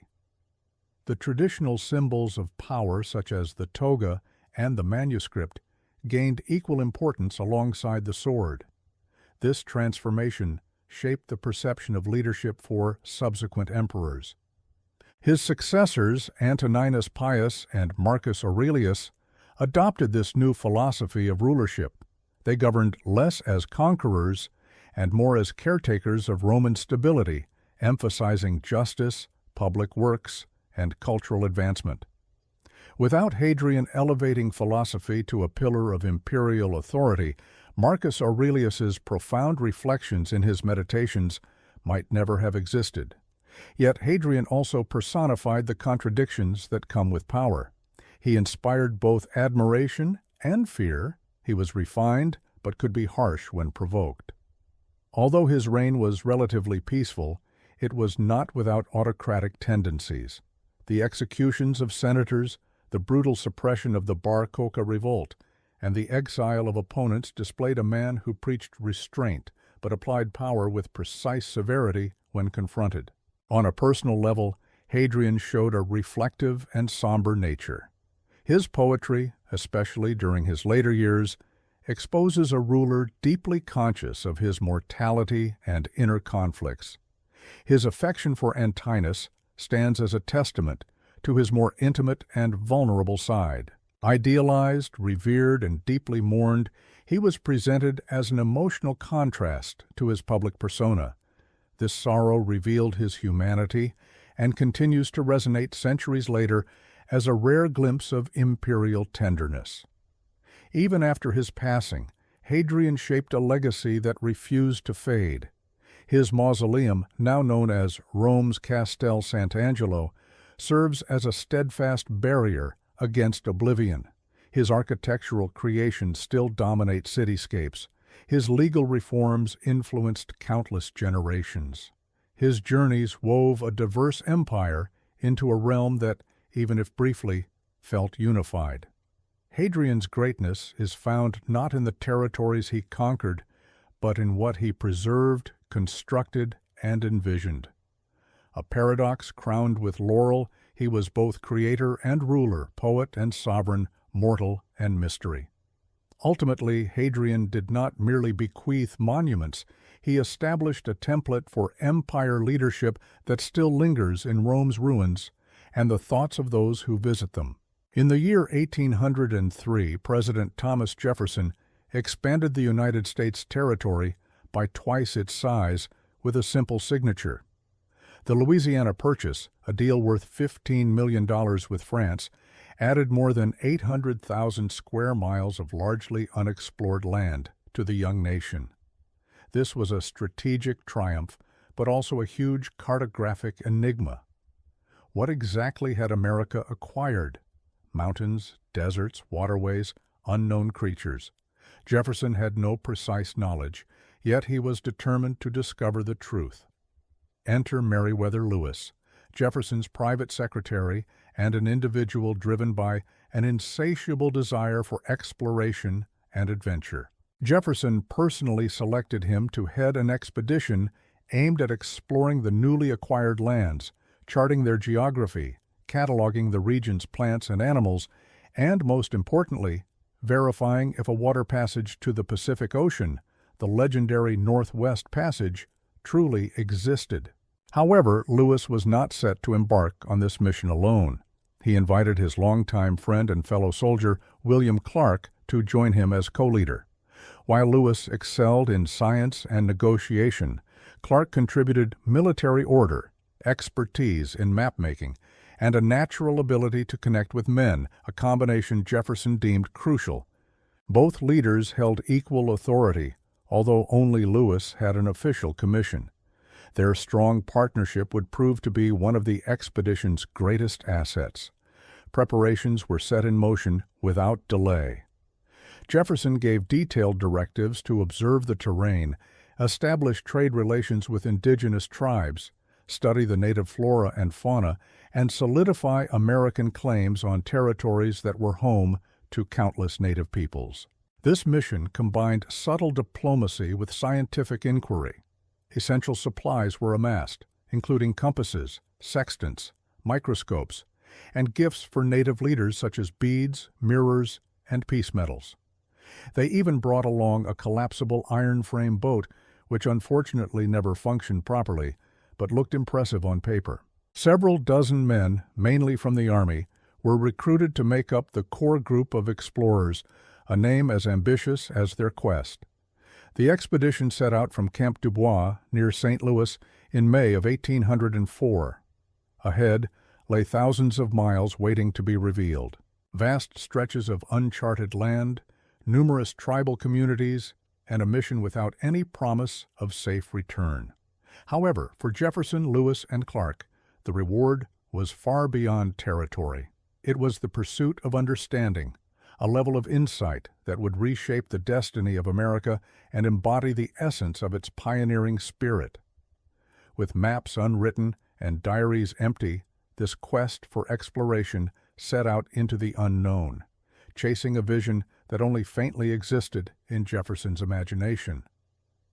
On May 14, 1804, the heart of this expedition departed from the Missouri River's banks embarking on what would become a journey lasting 2 years into regions scarcely witnessed by Americans. Their send-off was modest. No festivities, no applauding spectators, simply 33 men aboard a keelboat along with 2 pirogues carrying nearly 10 tons of provisions upriver into the wilderness. Advancement was painstakingly slow. The Missouri River, serving as their primary western route, proved deceptively perilous. Constantly shifting sandbars, strong currents, and thick woodlands turned travel into a daily challenge. The men relied on poles, ropes, oars, and unyielding determination to move slowly against the current. At times, it must have felt as if they were paddling through thick mud. The team comprised seasoned frontiersmen, skilled hunters, French-Canadian boatmen, and a handful of soldiers whose resilience was unmatched. Among their ranks was York, Clark's enslaved companion, whose physical power and engaging personality later won him significant admiration from indigenous tribes, and Charles Floyd, a sergeant whose fate would painfully remind them of the harsh reality and fragility of life on the frontier. The team rapidly adapted to a disciplined routine. Clark, always the cartographer, meticulously charted every curve of the river. Lewis, with his keen eye for nature, documented plants, animals, and geological formations, gathering specimens and providing detailed descriptions of creatures ranging from catfish to mosquitoes. Each day brought new animal encounters, some awe-inspiring like bald eagles and elk, others more troublesome, such as gnats, ticks, and biting flies which proved to be constant irritations. By late summer, they reached areas now known as Iowa and South Dakota, where the terrain changed dramatically into vast prairies and expansive skies. Here, they experienced their first major diplomatic interactions with indigenous tribes, including the Otto in Missouri and later the Teton Sioux. These meetings were fraught with tension. Lewis and Clark carried medals of peace and flags, symbols representing American goodwill but also asserting authority. Their message was unmistakable. A new nation had arrived with the intent to be acknowledged. Despite friendly faces, suspicion lingered beneath the surface. The expedition was frequently outnumbered and outgunned, making diplomacy not merely an option, but essential for survival. Any error could lead to catastrophe. Nevertheless, through a blend of strength, teamwork, and delicate negotiation, the group progressed upriver. They had not yet faced winter, but the challenges ahead were clear. This voyage would require stamina, modesty, and courage, and the Missouri River itself was only beginning to reveal its true nature. By the time autumn of 1804 spread over the Great Plains, the Missouri River had begun to slow, burdened by the arrival of the changing season. They had to stop. After journeying over 1,000 meters from St. Louis, they realized reaching the Rocky Mountains before the snow blocked the western path was impossible. It was essential to pause, gather strength, and survive the harsh conditions. They selected a location near what is now Washburn, North Dakota, just downstream from a group of Mandan and Hidatsa villages. These indigenous communities had long maintained permanent earth lodge villages near the river, flourishing with rich agriculture, complex social structures, and strategic positioning. The Mandan were experienced negotiators, having welcomed French, British, and Spanish traders before. The Americans were just another group of foreigners with unusual hats. At this point, Lewis and Clark instructed their men to construct a winter fortress called Fort Mandan, named to honor their hosts. Emerging from the frozen plains like a wooden declaration, the fort signified their commitment to remain until spring. Built from cottonwood logs, it featured tall walls, blockhouses, and cramped quarters for more than 30 men. It was less cozy and more drafty, but effectively shielded its occupants from ruthless winds. Temperatures regularly dropped below 0 degrees Fahrenheit, making frostbite a constant danger. Even so, life inside Fort Mandan was far from unproductive. Lewis and Clark meticulously documented everything, from temperature measurements to tribal languages, and even counting every kernel on a local ear of corn. Significantly, it was at Fort Mandan where they encountered Tous Charbonneau, a French-Canadian. A trapper and his young Shoshone wife, Sacagawea, played crucial roles in this expedition. Although Charbonneau was brought on as a translator, it was Sacagawea, who was expecting a child at the time, who soon emerged as an indispensable guide for the months to come. Her deep understanding of the Western lands and her skill in speaking with the native tribes turned out to be more valuable than any firearm or map the group possessed. Relations with the Mandan tribe generally remained calm, yet occasional tensions appeared. Differences in culture, limited resources, and close quarters made conflict almost unavoidable. Despite this, the core members understood that without the support of the indigenous people, their entire mission might falter in the freezing conditions. By the arrival of spring in 1805, with their journals filled, equipment fixed, and Sacagawea's newborn son, John Baptiste, securely wrapped, the Corps disassembled Fort Mandan. The expedition was preparing for the next daunting stage, venturing beyond the plains towards the Rocky Mountains, into lands unknown. In April of that year, the exploration team left behind the relative safety they had enjoyed and stepped back into the unpredictable wilderness. They traveled with less burden, a smaller group, and a heightened sense of urgency. The quiet of winter had ended. Ahead were towering mountains, unfamiliar rivers, and the pressing question that had driven Jefferson's vision: did a waterway to the Pacific Ocean exist? Spring brought natural beauty, but also relentless hardships. The Missouri River area was thick with mosquitoes that tormented the men without pause, disrupting any chance for peaceful rest. While bison, deer, and bears became more abundant, so did the challenges nature presented: scorching sunburn, swollen insect bites, and overwhelming humidity. Lewis documented everything in his journal, his tone shifting between scientific interest and slight discomfort. It was during this period that the expedition faced its first major crisis. While trying to retrieve a small pirogue, Sacagawea calmly saved critical belongings, including Clark's journals and maps, earning even greater admiration from the group. She was more than just an interpreter.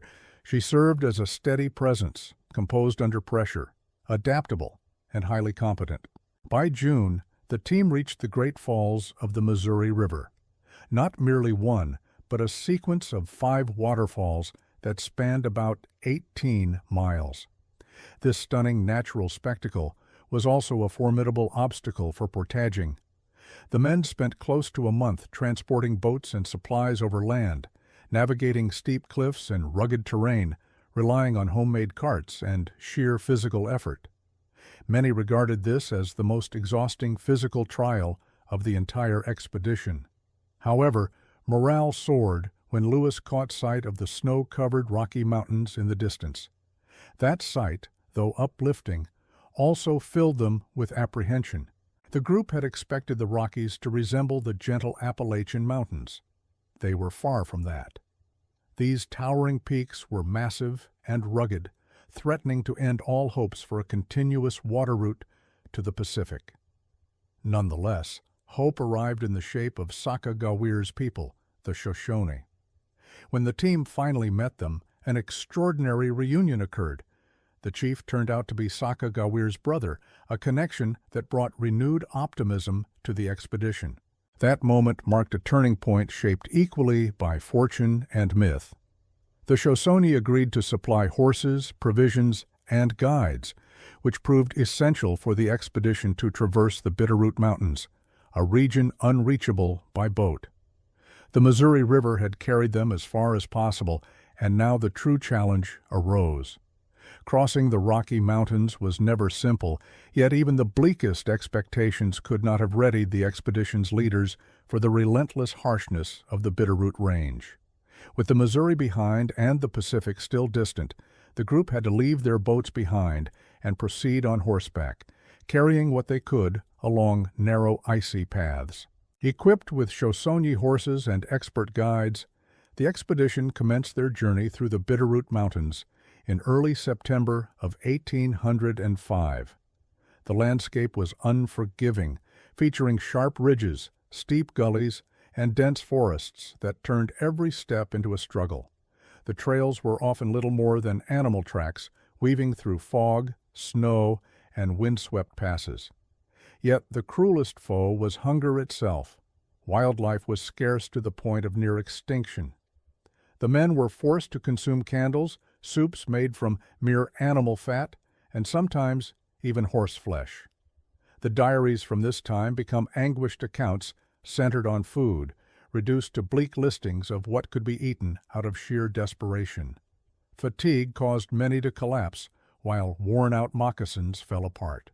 Frostbite silently invaded fingers and toes.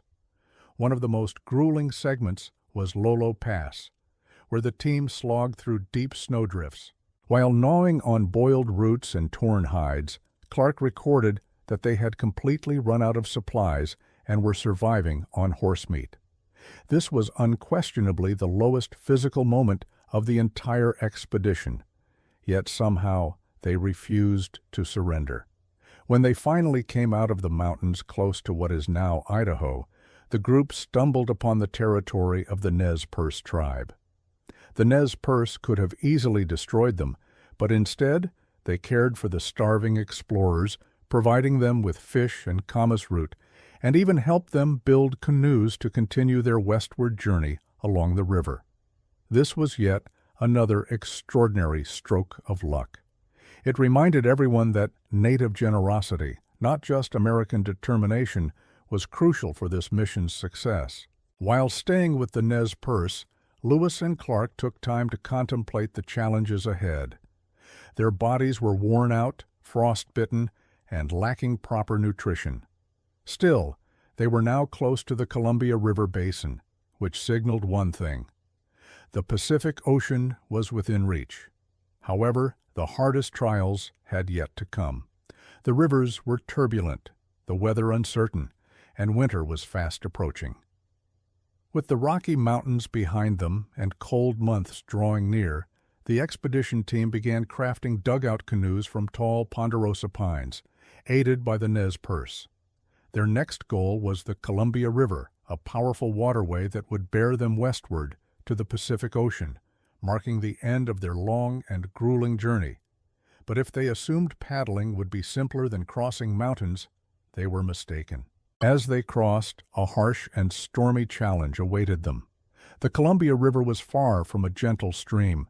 It rushed swiftly over sharp rocks, its temperament unpredictable, occasionally seeming to threaten their very survival. The canoes were cumbersome and often unsteady, especially burdened with their heavy equipment, journals, collected specimens, and the weariness of the men.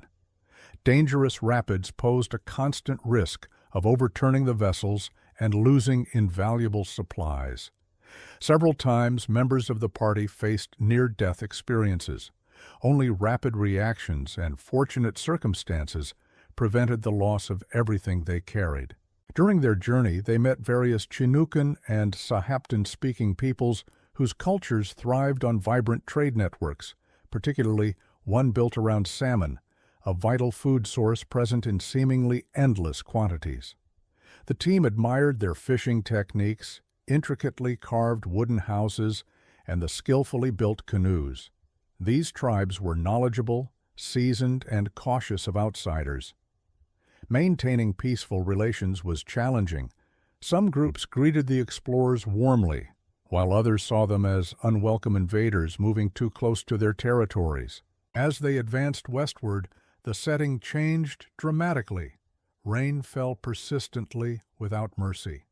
The thick forests covering present-day Washington and Oregon were magnificent but harshly cold, damp, and unrelenting. Clothes became soaked and started to rot. Gunpowder frequently failed due to the dampness. The journals kept by Lewis and Clark during this stretch of the expedition read like entries from a soggy and grim ordeal.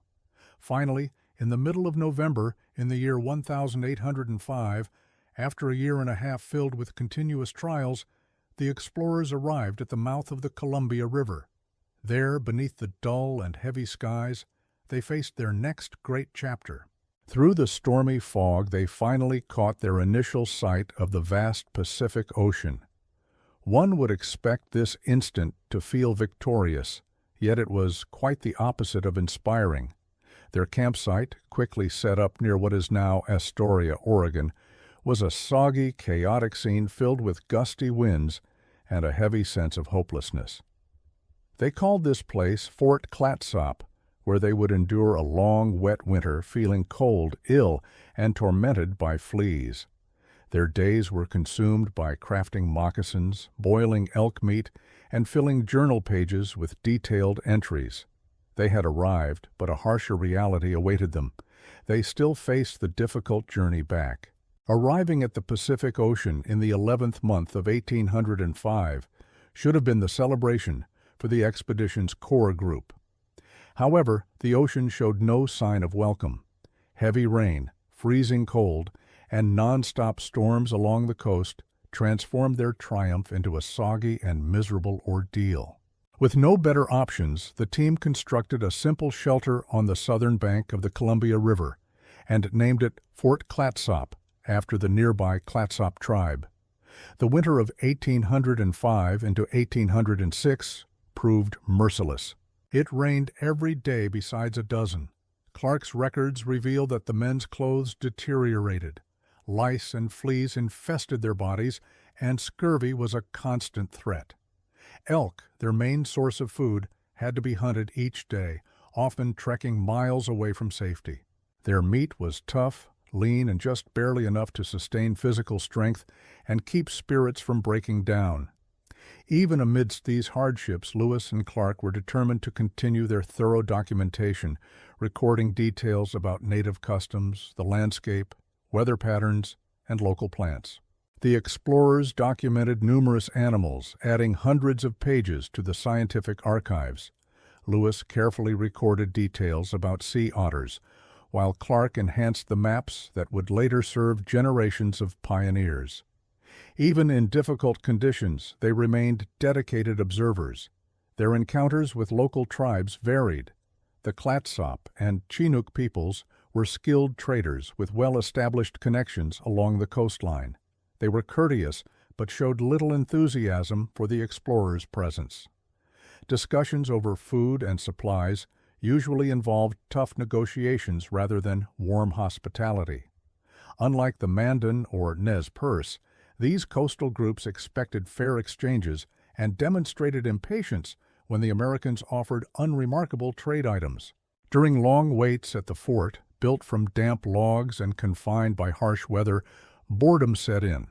The men occupied themselves by producing salt, repairing garments, and carving wooden keepsakes. Morale declined, and illness spread among the group.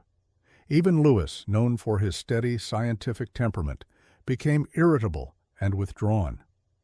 By March 1806, the explorers were ready to leave. With journals full, specimens collected, and their bodies sore and damp after enduring months of hardship, they lit candles one last time at Fort Clatsop. They gathered what little supplies had not spoiled and faced eastward. Having reached the Pacific Ocean, their greatest challenge now awaited them: surviving the grueling, relentless journey back to civilization, no longer driven by wonder of the unknown, but by memories of every difficult step ahead. In March of 1806, the main party of explorers departed Fort Clatsop wearing drenched clothes and feeling utterly exhausted, driven by a single purpose: to return home. They had achieved what no other Americans had done before, reaching the Pacific Ocean by land.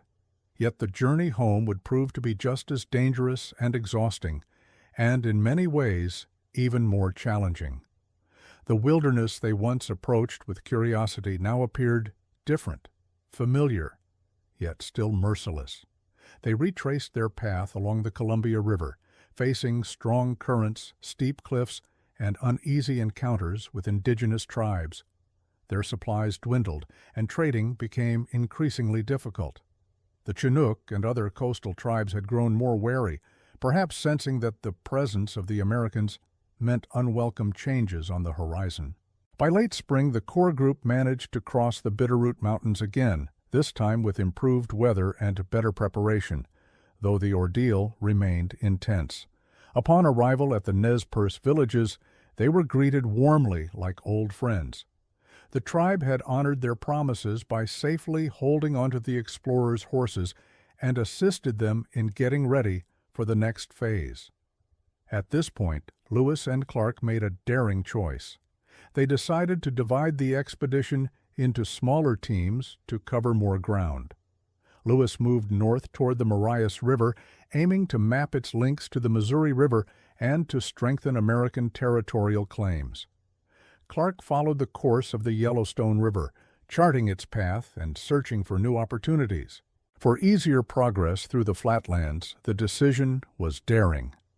The lack of communication between the teams made it dangerous, and Lewis's route became almost fatal. Towards the end of July, his group met warriors from the Blackfeet tribe, who seemed friendly at first but grew wary upon seeing the Americans' firearms and traded items. One uneasy night escalated into violence. A clash erupted, resulting in the deaths of 2 Blackfeet men. These were the sole violent casualties caused by the expedition. Lewis's team escaped under darkness, shaken and injured.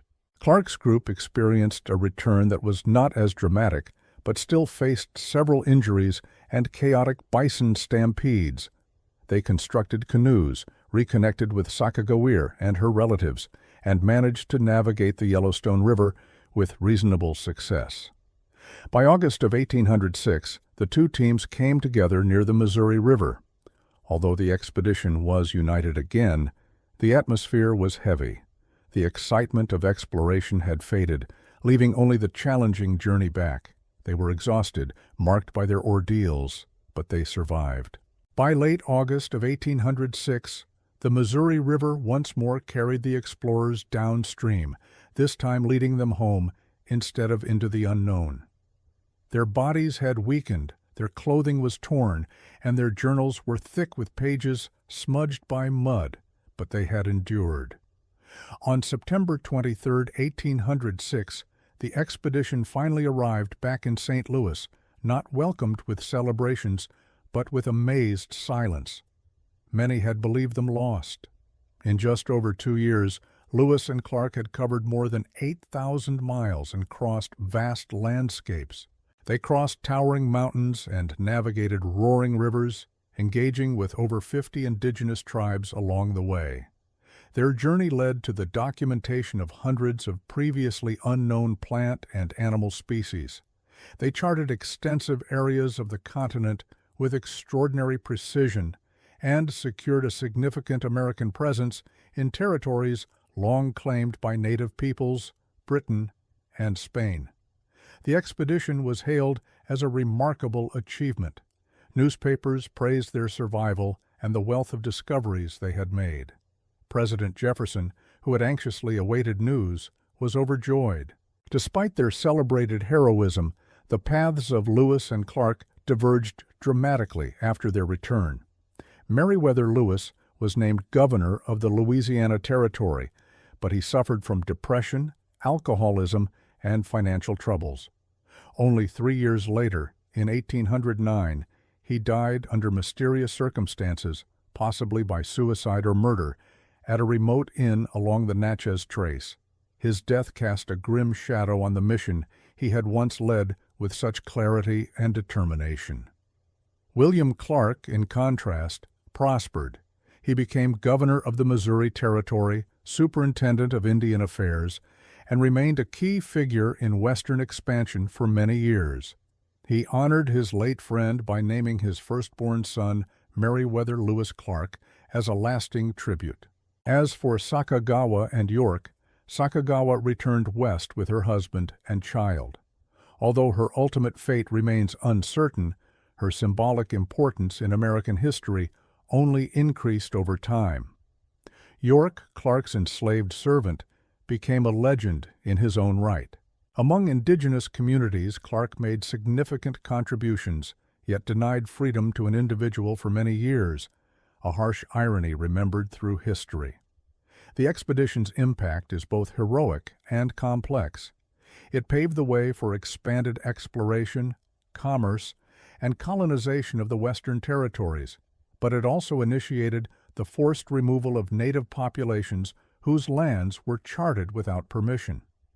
The narrative of Lewis and Clark goes beyond mere survival and discovery. It embodies ambition, determination, cultural clashes, and the heavy consequences of manifest destiny. This story teaches us that the urge to explore is natural, yet truly recognizing the transformations brought by such journeys is the deeper challenge.